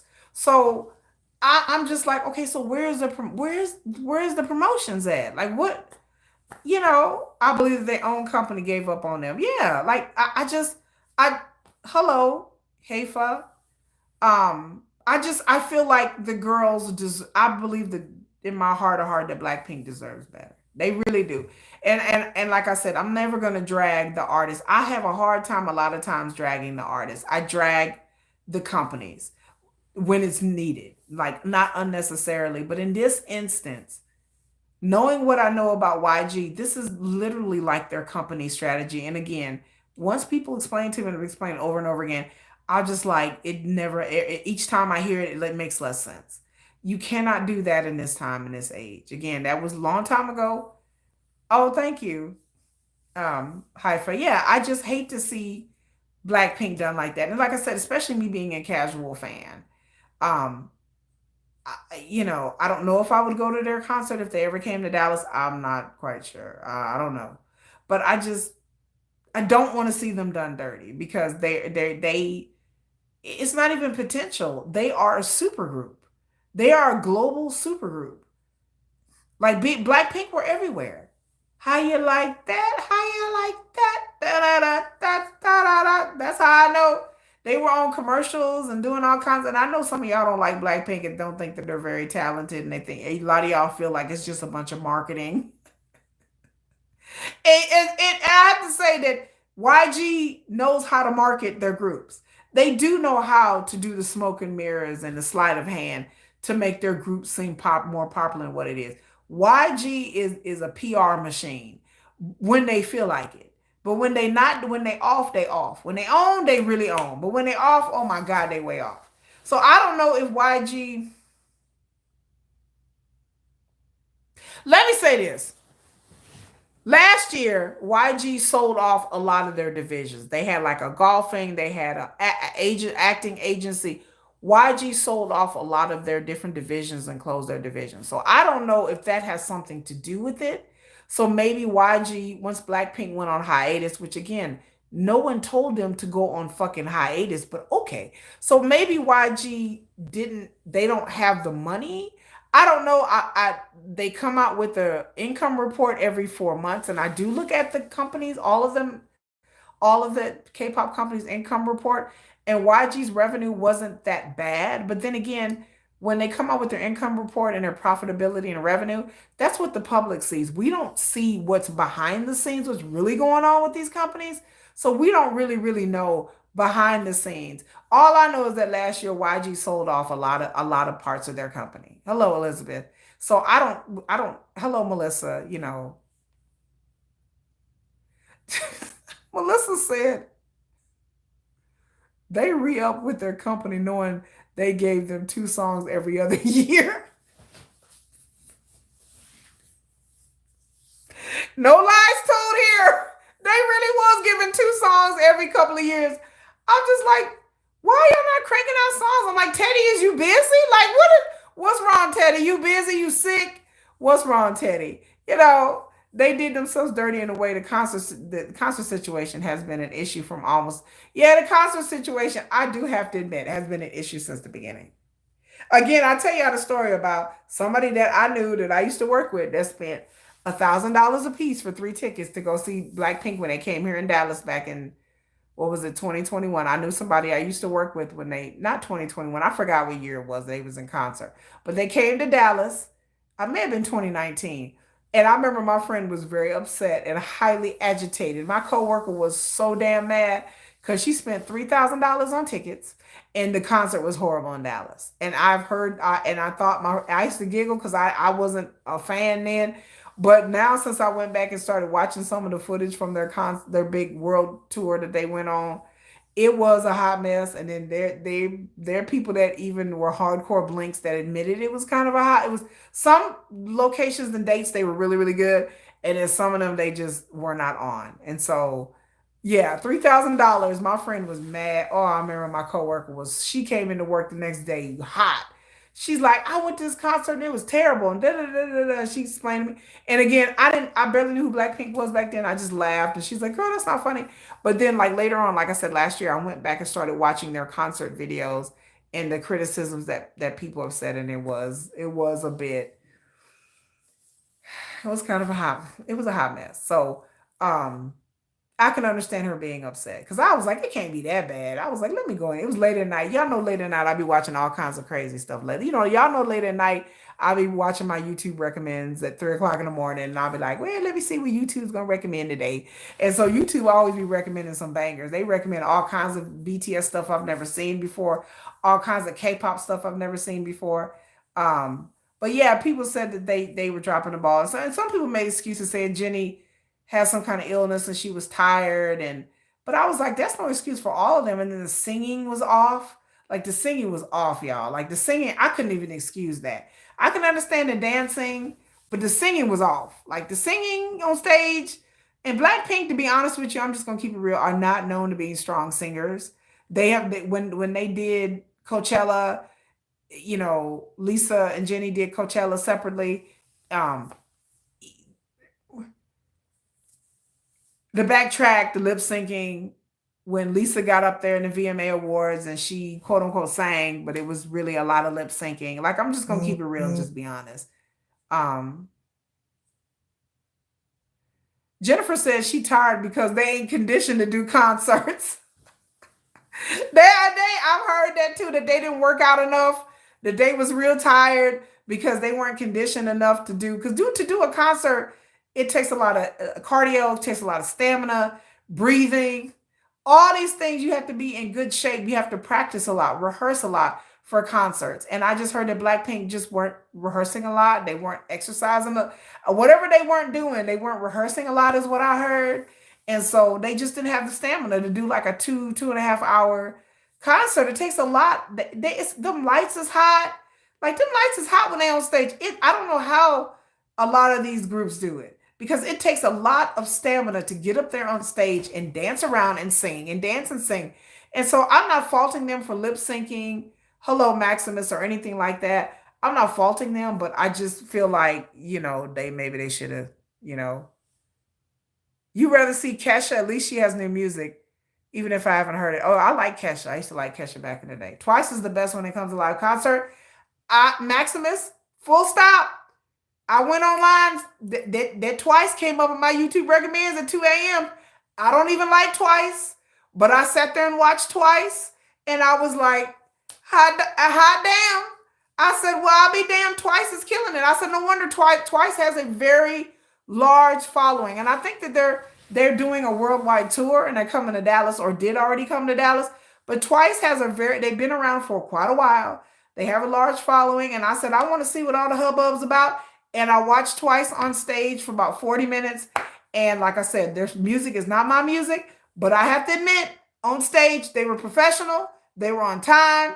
I saw different clips of their concert, and Twice was very professional. And they were on it, honey. They were on it. I'll tell you another group that's on it on stage is XG. XG is a girl group, and they are on it, and they are fire. You know, and they are fire. And they XG get up there, they sing live. Twice gets up there and sings live, honey. And they can sing. I can say Twice can sing. There ain't no lip syncing and ain't no backtracking. They get up there and they sing and they do their thing. And they were very professional. And I have to admit, for somebody who's not a fan of Twice, I said, well, let me go see what everybody talking about how people always said Twice, their concerts are good. And it was good. So I was like, give it up to Twice. XG, Twice. I don't like girl groups, but I give it up to them. We went to go see BB. I like BB. BB got up there and did her thing. She was quirky. She was funny. I like BB. She dragged a guy, not dragged, but she put a fan on stage and sang to him. BB, there was no lip syncing, no backtracking. BB is a good singer. If you don't know who BB is, she's a solo. She's a solo artist in a smaller company. She's had plenty of opportunity to go over to SM and YG. They've tried to court her, but she stayed with her own company. BB is your girl, Moonlight. Girl, BB is my girl. BB is the truth. BB is a good singer. She gets up there. She interacts with the audience. She speaks in English. She's quirky. She's funny. Her songs are grown people songs. Like, she sings grown people songs. She's been in the industry for quite a while. And her music is very relatable. The top K-pop group idols aren't great vocalists. BTS is good vocalists. BTS are great vocalists. Stray Kids, I don't know. Again, I went to the Stray Kids concert, but I don't really pay attention because I don't know their music. I don't know their songs. But nobody can say BTS is the worst. Jungkook is a phenomenal singer. And Jungkook and BTS have never, all the concert footage I've watched of them, and then there's a YouTuber that, God, what is his name? I watch him all the time, and he's a music teacher. He's a singer and a vocal coach. And he talks about all the K-pop groups and he ranks them from vocal ability. I forgot. Is it called Ain't No Voice? It's like Ain't No Voice or something like that. I wish I had my remote.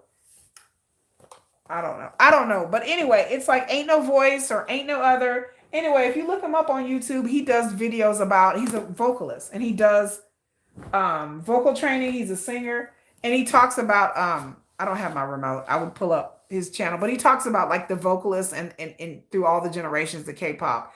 He always says Inmix is good. He ranks the Red Velvet, like he'll rank the members. Jungkook is a phenomenal singer. I've heard Jungkook sing on Weverse Lives.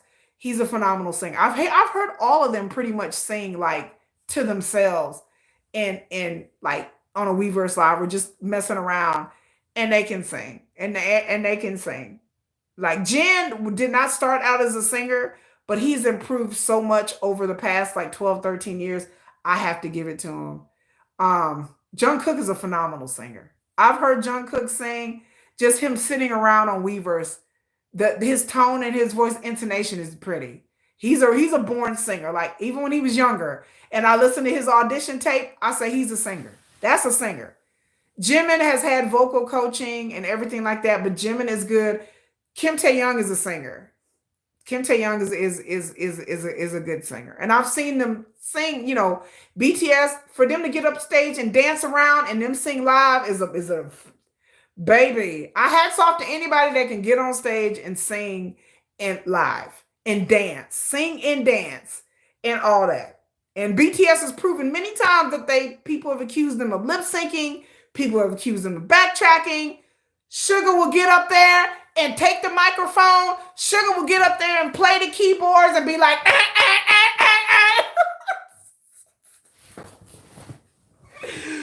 My man will get up on and be like, because my man be real annoyed when people accusing him of not playing the piano, not playing the guitar, not rapping. My man will get real annoyed. He will take the microphone away just to prove to people, like, I am really rapping and dancing. This is not a backtrack. I hope he doesn't play like that. Shut up, Jennifer. But yeah, Suga will get up there and prove to everybody, look, I'm playing these instruments, because you can fake playing an instrument. Yes, you can. You can fake playing a guitar. You can have a backtrack while you're playing the keyboard or the piano. Stars have done this. Even really famous stars have done this. I'm not faulting anybody for lip syncing again. I'm a person who lived through the Britney Spears eras. Now, goddamn it, let's just all keep it real. Britney Spears is not a singer. I don't get in my craw about singing. I don't expect K-pop singers to really be good singers, because to me, they're entertainers. They're not really singers. If you wanted a singer, then you better get somebody ugly and fat. Because you can't be pretty and skinny and pale and flawless and dance and sing. You got to pick a struggle in there. That's just too much. You asking for too much. Like, to me, they're looking at the person's looks. They're looking can they dance? Can they adapt? Do they have stamina? Can they be controllable? Are they young? Are they marketable? To me, K-pop are not singers, they're entertainers. To me, they ceased to be singers probably 2016. Third generation, fourth generation, it's a wrap. Now it's looks and branding, because that's where the money is at. The singing is something that K-pop, again, I'm in America. I'm used to American singers. I'm used to motherfuckers getting up there. I'm used to Britney Spears getting up there talking about, I'm a slave for you. I can't deny it. I can't deny it. Baby, do what you wanna. Do dance upon me. That's what I'm used to. I'm like, oh, Britney. Go Britney, go Britney, go Britney. That's what I'm. Go Britney, go Britney, go Britney. Like, we all know Britney Spears couldn't sing not one damn thing, okay? Britney, I'm a slave. She ain't that bad. Britney could not. Child, Britney be out there out of breath. Some days Britney be on, but then some other times it's like, girl, let that girl lip sync. Because you know Britney, and Britney, all right. But girl, Britney was not a strong singer. Britney was an entertainer, honey. Britney get out there and look good, dance around. She was an entertainer. She came from the entertainment system since a child. Baby, I love Britney Spears today, but I came from the era of Pussycat Dolls. Now, goddamn it, I'm going to say it again. Only one motherfucker in the Pussycat Dolls could sing, and that's Nicole Scherzinger. Don't you wish your girlfriend was hot like me? We all know Nicole was the only one that could sing. Nicole can sing. Them other five in the back. Them other five in the back. Girl, you know them other five. Them broads in the back behind Nicole. Don't ya? Don't you wish your girlfriend was hot like me? Loosen up my buttons, baby. Them buttons was loose, and them broads were not strong singers. We all know that. We're like, girl, Nicole was the singer. She carried the whole group. She was in front of the group. I'm not saying that the other girls couldn't sing, but they couldn't sing like Nicole. I went through the decades of the Spice Girls. If you want to be my lover, you have got. God damn it, Victoria. You know Victoria Beckham can't sing. You know Posh Spice couldn't sing. Y'all stop playing with me. Get the fuck out of here. If you want to be my lover, you gotta give them friends. Making friends is easy. Friendship effortless. Woo! If you gotta be my...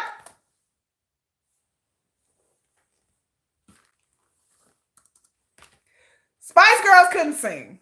That's what the music I'm used to. I'm not used to... If I want to listen to singing, I'm going to listen to Whitney. I'm going to listen to Mariah Carey. I'm going to listen to solos. Girls and girl groups, to me, I'm like, girl, you better get up there. You better shake your ass and you better sing. That's what I expect you to do. You gonna sell this perfume. You gonna look good in them clothes. Girl, you gonna shake your ass and sing. That's what I expect out of my girl groups. I don't think that NSYNC talking about it's gonna be me. And we know Justin Timberlake was the only motherfucking NSYNC who could really sing. Y'all know JC couldn't sing that good. Stop playing with me. Y'all need to stop playing with me. It's gonna be May. Y'all know JT was the only one who could sing. You can't deny, baby, that's why every little thing I do never seems enough for you. The other ones were serviceable. JC, Chazé, Lance, bitch, Lance couldn't sing. We're gonna put you in the back, Lance, because Joey couldn't sing. I don't even know how Joey got even in the group. Joey wasn't even cute. Joey, how you get in the group? Who uncle let you in this group? Joey wasn't even cute, y'all. Like, I mean, these are the boy bands and the boy groups that I grew up with. Backstreet Boys, Backstreet Back. All right, they couldn't sing either. Who in the Backstreet Boys was like, oh my God, we're back again. Dun, dun, dun, dun. Like, who in the back? I went to go see the Backstreet Boys when I was 13, 14 years old. We all knew the Backstreet Boys couldn't sing. That's not why we were there. Okay? They can dance. They look good. Maybe one or two of them can harmonize. Am I sexual? Yeah, yeah. Everybody, yeah, yeah. Rock your body. Come on now. Yeah, I mean, let's just keep it real. We weren't here for the singing. Boy groups in America notoriously cannot sing. Girl groups are notoriously cannot sing. When people talk about K-pop singing, I was like, that must be a K-pop fan thing. Because again, as me as a westernized singer, I understand that I love Rihanna. I love Riri, but I understand that Riri is not a strong singer. She is not Beyonce. She is not Mariah Carey. She is not Lady Gaga. She is not Billie Eilish. She's Rihanna. If she wants to get up there and sing all of the lights, you can find it for the rest of your life. Like if Rihanna want to get up there and sing, talk, Riri, I'm gonna let her do her thing. I love Rihanna. I respect you, boo. But we all know Riri is not a powerhouse singer. She's not Beyonce.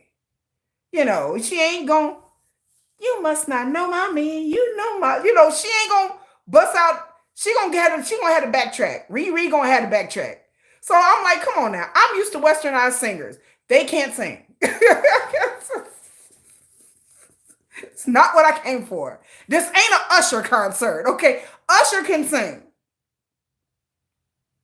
And get high in this club. Usher can sing.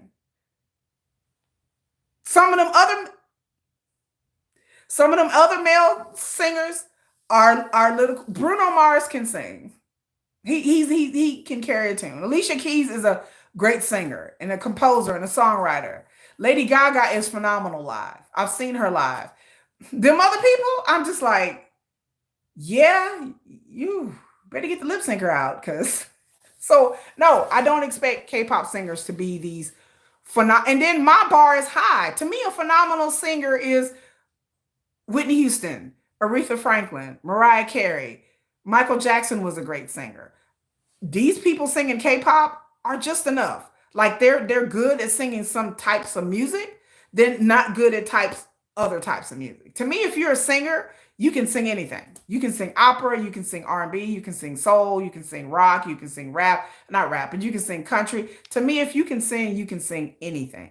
There's rarely anybody in K-pop that I would think that would be on the level of Mariah Carey who can sing, or Whitney Houston, who is a singer. Those are singers. Ushers are singers. MJs are singers. Even Chris Brown, with his violent girlfriend beating ass, can sing. K-pop singers, I'm like, yeah, you getting there. Keep working at it. They're not singers. Some of them can sing really, really good. But again, it's not like to the caliber of like, oh, I'm going to take this person and they can sing a whole solo. Like they're better in a group.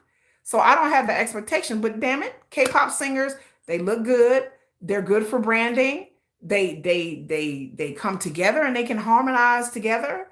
And we may need to mix in some auto tune every once in a while, and then when they go on tour, we put a backtrack and then have them lip syncing. Ta-da! Like it's no shame. The industry. It is what it is. It's not. It's an industry of how can I put it? Um, a lot of visuals, a lot of dancing, and a lot of visuals. So as long as your visuals is good and you can sing a little bit, you'll be all right. You my bar is low. I'm just like, yeah, girl, you did that. You did that. But then again, I don't like girl groups. So, but even with the boy groups, they, some of them can sing. Stray Kids, I haven't heard them you know, I'm trying to think. I don't know. I don't know their songs enough to be like they can sing. Stray Kids sing a lot of like, chin, chin, chin, chin, chin, chin, chin. They don't sing like a lot of ballads and a lot of slow songs where you can really hear their vocals. Bruno is a powerhouse, but 2 days a crackhead. Wow. Why y'all doing Bruno Mars like that? She said allegedly. Sonia said allegedly. Let me add that in there allegedly. I don't know about anything about Bruno Mars. All I know is that he's a great producer and a great writer, and he's a great singer. I don't know anything about him being a crackhead and a gambler. That's um Marie said we must have grew up around the same time. We probably did. Because like I said, we grew up in the time I grew up in the heyday of pop music when pop music was just starting to be like this big thing. I grew up in the 80s. I'm an 80s kid. So in the 80s, let's see, in the mid 80s, I was already like 11, 12 years old. So when I grew up, we had Madonna, we had Prince, we had Michael Jackson, like we had Luther Vandross, like we had rock bands. I grew up in the like almost the golden age of rap and rock and pop music, especially pop music. When Madonna hit the scene, it was crazy. When MJ at the peak of his popularity, when he started to really get really, really, really get popular in the mid 80s onto the 90s, it was a whole thing. You know what I'm saying? When we had groups like Aerosmith, it was crazy. Like these are the things that shaped like our whole pop music. Like they were like these people were everywhere. And so singing wasn't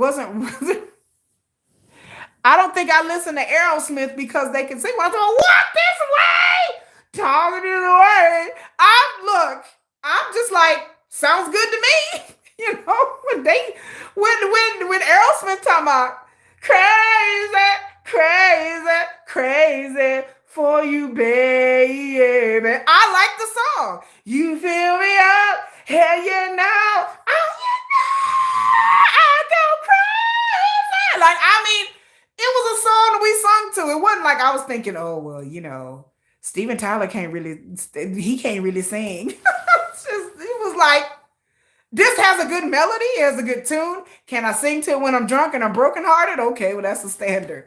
I mean, we didn't grow up in an era where everybody had to be this technical professional person. It was just like, is it a good song? Bruce Springsteen is not a big technical singer, but I like his band and I like Bruce Springsteen, and he was very, very popular when I was growing up. Bruce Springsteen, everybody like born in the USA. I was born. I mean, everybody would like that shit. I was like, you listen to it now and you're like, okay, Bruce, like, he's still performing like at 70, but it wasn't like a big technical song, but it was a song. It was like but I lived in the ages where there were anthems. There were rock anthems and pop anthems and power ballads. Like I miss the days when we had good power ballads. When it was like real deep feeling songs about love and we had power ballads. That's the days that I grew up with. And music was very feeling and it was about emotions and your problems or your loves or your divorces or going out and having a party and having some fun. Like we had a lot of party music. And then the 90s come, and it was a lot of, hey, it was a lot of hip hop, hooray, oh, hey, oh, like in the 90s, it was party. Everybody wanted to party. It was like party, party, party, party. Everybody was all about the house party music in the 90s. Hip hop was fun and it was partying. and it was fun, and that's what everybody liked.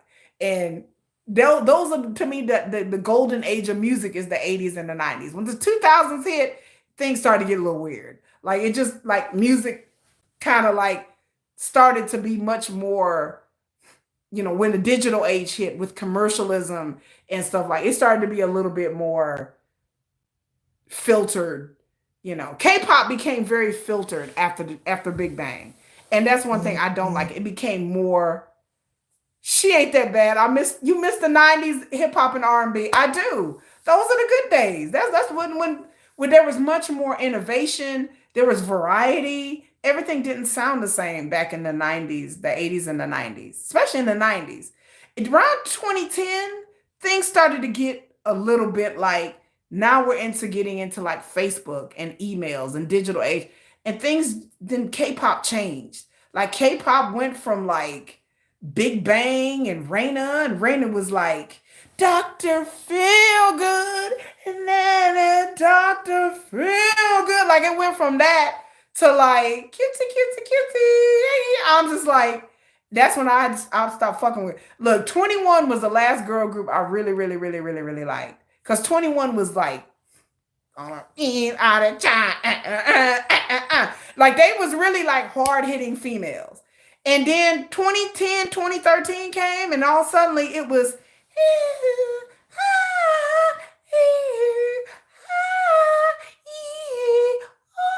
it was that shit. And it's been that shit for the past 15 years. And I'm like, I'm just waiting for this shit to end. I'm like, can we move on? It went from here's a kitten, here's a puppy, here's a puppy, here's a kitten. Aren't I cute? Aren't I cute? Hand tutting, dancing, dancing, dancing, walk, dancing, dancing, voguing, dancing, dancing, swinging, sachet, shantae, snap, snap, snap. Oh, you snap for the kids 2 times. I was like, what is going? Are we voguing? Are we dancing? What the hell is going on with these female singers? They're like, oh, just let me shake my titties. I'm just like, what is? I'm like, okay, this ain't nobody dancing no more. This is what we doing. We hand tutting. We I did throwing up gang signs. I didn't know what the hell was going on with female. I'm like, this is what we're doing. What happened to females like dancing? What happened to FX? What happened to we not dancing no more? Oh, this what we okay. We just okay. Girl, we doing this now. We're throwing up gang signs. What's up? Crypto code, see down, blood up. I didn't know what was going on. Like I was like, this is what we're doing now. I'm like, oh, okay, well, I'm like, I'm done with this. Girl groups, I'm like, I'm done. Then Blackpink came out, and Blackpink was like, how you like that? And they was dancing. They look at you, look at me, look at you. And I was like, okay, Blackpink, we back on track. But none of the girl groups have gone down that track, or they've tried, but they failed miserably. So I want to get back to the days with our hard-hitting girl groups. I thought Blackpink was going to usher in the way, but then no. And then, like I said, even with BTS, I don't like Permission to Dance. Permission to Dance, I was like, what the fuck? I was like, even I can't listen to Permission to Dance. As much as I love Blackpink, as much as I love BTS, even I can't listen to Permission to Dance. Like, that is the worst song I've heard. I haven't heard all of BTS's music. Like, don't at me. I'm going to go through the beginning to the end one of these days. I keep saying I'm going to do it. But when I listened to Permission to Dance, I was like, what the hell is this? Like, what is BTS? RM said in his live stream that they're going to go back to the basics. That they're going to go back to what made them popular. Talking about BTS didn't like it either. Melissa, sit down. Melissa said BTS didn't like it either. Melissa said BTS didn't like that shit either.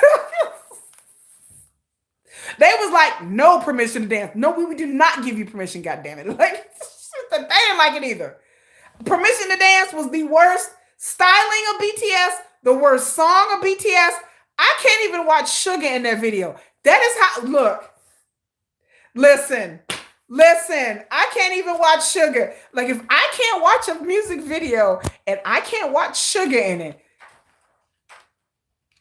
we've gone off the rails. Like, if those were just English songs that helped the chart in the US so they could win Billboard. That's what Jennifer said. Jennifer said that that they use permission to dance and songs in English to try to win Billboard awards and try to chart. I believe that. I believe that.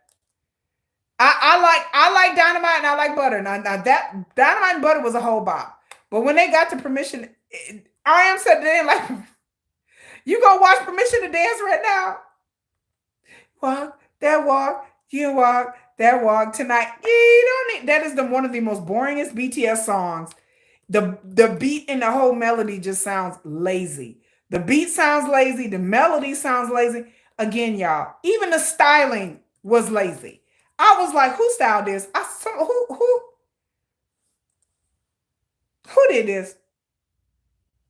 I'm like, who did this? I'm like, whoever did this, they I was like, whoever did this, they need help. I was like, they need Jesus, because I was like, no, no, y'all, no, no, no, no, no, no. Let me close my window. Hold on. No, no, no, no, no, no. Oh wait, hold on. I'm clicking on work. Wait a minute, hold on. Let me make it bigger. Wait, hold on. Let me hold on. Let me get off this thing. Wait a minute, hold on. I'm finna show y'all. Like, this is how this I was like, who did that? Who did it? Who did this? Who did this shit? Who did this? My man don't even look good. Who did this to Suga? You are a criminal. Who did this to my man? Who did Ed Sheeran did it? They said the Dynamite and Butter were not planned. It was done for pandemic. Oh, okay. That's what I heard too. Who did that? Who did? Who did it and why? Like who did it? Who did that?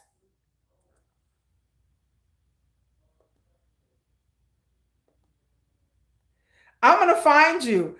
I swear to God, I swear to God, I will find you. I swear to God, I will find you. And I will find you and fight you. Who did this to Sugar? Which one of you? That's unnecessary. Why? Why would you even? Why? Shut up, Jennifer. I know Jennifer is dying laughing. I know she is rolling. I know you. No, don't. Why would you? Why? Send help. Somebody help this man. Somebody. I mean, yeah, you can still look good. Don't get me wrong, but still, though, that is not my favorite. That is.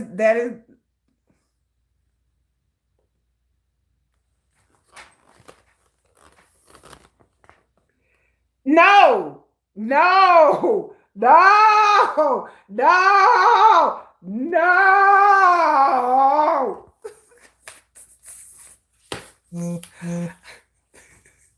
Okay, good night, Jennifer. I'm finna go to bed too, girl. She said they all looked weird. Why? Oh my God. I was like, I don't know if that's somebody's lesbian cousin. I don't know what that is. That outfit and that shirt, I like that don't even go together. Like, nobody in the West, that's not Southwestern, that's not Western, that's not country, that's not funtry, that's not K-pop country, that's nothing. That's just somebody who just didn't know what to do with colors, and just like, we're gonna put these jeans together with this yellow shirt with this cowboy motif on it, and today it look good. Like, I don't know who that was. It's a hot mess. Nobody should wear that. Nobody, I don't care how good you look. They don't do nobody no favors. Wearing yellow and blue jean and orange and brown, like what? No. That's what I said. What does country have to do with permission to dance? I'm telling you, the creative director, I hope that they need to be fired after that. Hopefully they got demoted or fired. Whoever was the creative director during permission to dance, they need to be fired. because permission to dance and the country, it didn't go together. And then on top of that, if you're gonna do a country, at least make it be cute, at least it look good. They all looked weird. Oh, it's their depiction of the US. Jennifer said when she went to Korea, she asked somebody like, "What is their depiction of the United States is like Western?" She's saying that like when Jennifer saying when she went to Korea, she asked Koreans like, "What are their depiction of the West?" And then their depiction of the West is like people riding horses, I guess. But what does permission to dance have to do with the West? Like I didn't even put those two things. To me, you're asking someone dance is like dancing for the whole world. So I didn't understand how you do permission to dance in country in America because I don't like I said, that's a stretch for a creative director. That creative director was like, yeah, we'll try to appeal to the West by making y'all look like some weirdo lesbian country people. Sure, like that checks. So no, and like I said, the Western can be cute, but the colors and the shapes and the silhouettes they picked, it didn't fit BTS. It wasn't flattering to their body or their skin tone or their hair. None of it looked right. Like Suga with the silver hair and the blue jean fringe shirt and the yellow, that doesn't even match like his look or his personality. None of it was right. Like none of that. It was just all wrong. So once I saw the look, I hated the look. Then I heard the song, I hated the song, and then I hated the dance. So I hated all of the permission to dance. I just talking about party Minhee Jin on a sabotage. You know, Minhee Jin, like, I'll be creative director. Sure. Let me tell you, you guys need to baby, I wouldn't put it past her. But anyway, it is time for me to go to bed, y'all. This has been a live stream as always. I got my towel on my head. It's time for me to finish and time for me to go to bed. I gotta go to work in the morning. It's been a long weekend. It's 11 p.m. here in Kansas. It's almost 11 p.m. here to Marie. Marie Miller, Moonlight Goth, Camilla Tia, all the people who have showed up. Jennifer, who's on here, but text messages me with commentary because she doesn't have a YouTube account. But that's okay. And everybody else has came here. Eric, Jovan, I'm just trying to think of all the people who've been here. Maritza, Lopez, all the other people. Make sure you like, share, subscribe to my channel. It's been good talking with you guys. And then next week, I'm going to watch that Blackpink. I'm going to watch that Blackpink. The Sugar Gate as stylist for hire Sugar PJ Gate as stylist for a wardrobe. Oh, my Lord. Yes. The pink pajama stylists need to come back. But make sure y'all like, share, subscribe to my channel. I post videos probably almost every day. And what else was I gonna say? I don't know. I'll come back. I'll watch Blackpink. I'll come back next week and I'll tell y'all what I really think. But I gotta watch this whole concert instead of just little snips and pieces. And then I'll give you all my real opinion because I just want to know what I'm looking at. And I want to be able to like watch everything and then come back. And I will tell you guys how I thought about the Blackpink concert. And Jen concert is coming up. Me and Jennifer are going to the Jen concert. I am going to be real. I am going to be real. I promise y'all I'm going to be real. I'm going to be 100% honest and real. Despite me liking Blackpink and having respect for them, I promise you guys, I am going to be 100% real. Also, let me say before I get off this live stream, if you have not seen Jurassic Park Rebirth, please don't. Me and my kids went to go see it and we all did not like it. For us, it was corny. The special effects didn't look good. So Jurassic Park Rebirth, if you're planning to go see this movie, just keep your expectations real low because some of the plot points didn't make any sense. Some of the special effects didn't make any sense. Jurassic World Rebirth, for us, I don't know about anybody else, it was not all that. So I'm just warning y'all, if y'all think it's going to be good, if you've seen the other ones and like the other ones, this is supposed to spring off a new direction for the franchise. And like I said, the special effects weren't good. It looked like AI or bad CGI. The plot points and the plot holes, the character development, some parts was too slow, some parts was too fast. There's some characters that are really annoying. My kid who loves dinosaurs, did not like this movie. She clowned this movie. She made fun of this movie. So I'm just preparing y'all. Just a little tidbit, a little FYI from your girl Kiki. tread carefully. Maybe wait till it come on TV. Don't go to the movie theater and spend like $50 like I did. Don't do it. Just wait till it come on DVD and save your money. Wait till it come on video on demand and buy it for like $3.99. That'd be your best bet. So, but my daughter loves dinosaurs a lot. Like she was really hyped and was like disappointed. She was like, that was terrible. So I'm just letting y'all know. But anyway, until next time, y'all. I think my next video is gonna be the BB concert vlog. That'll be on Tuesday.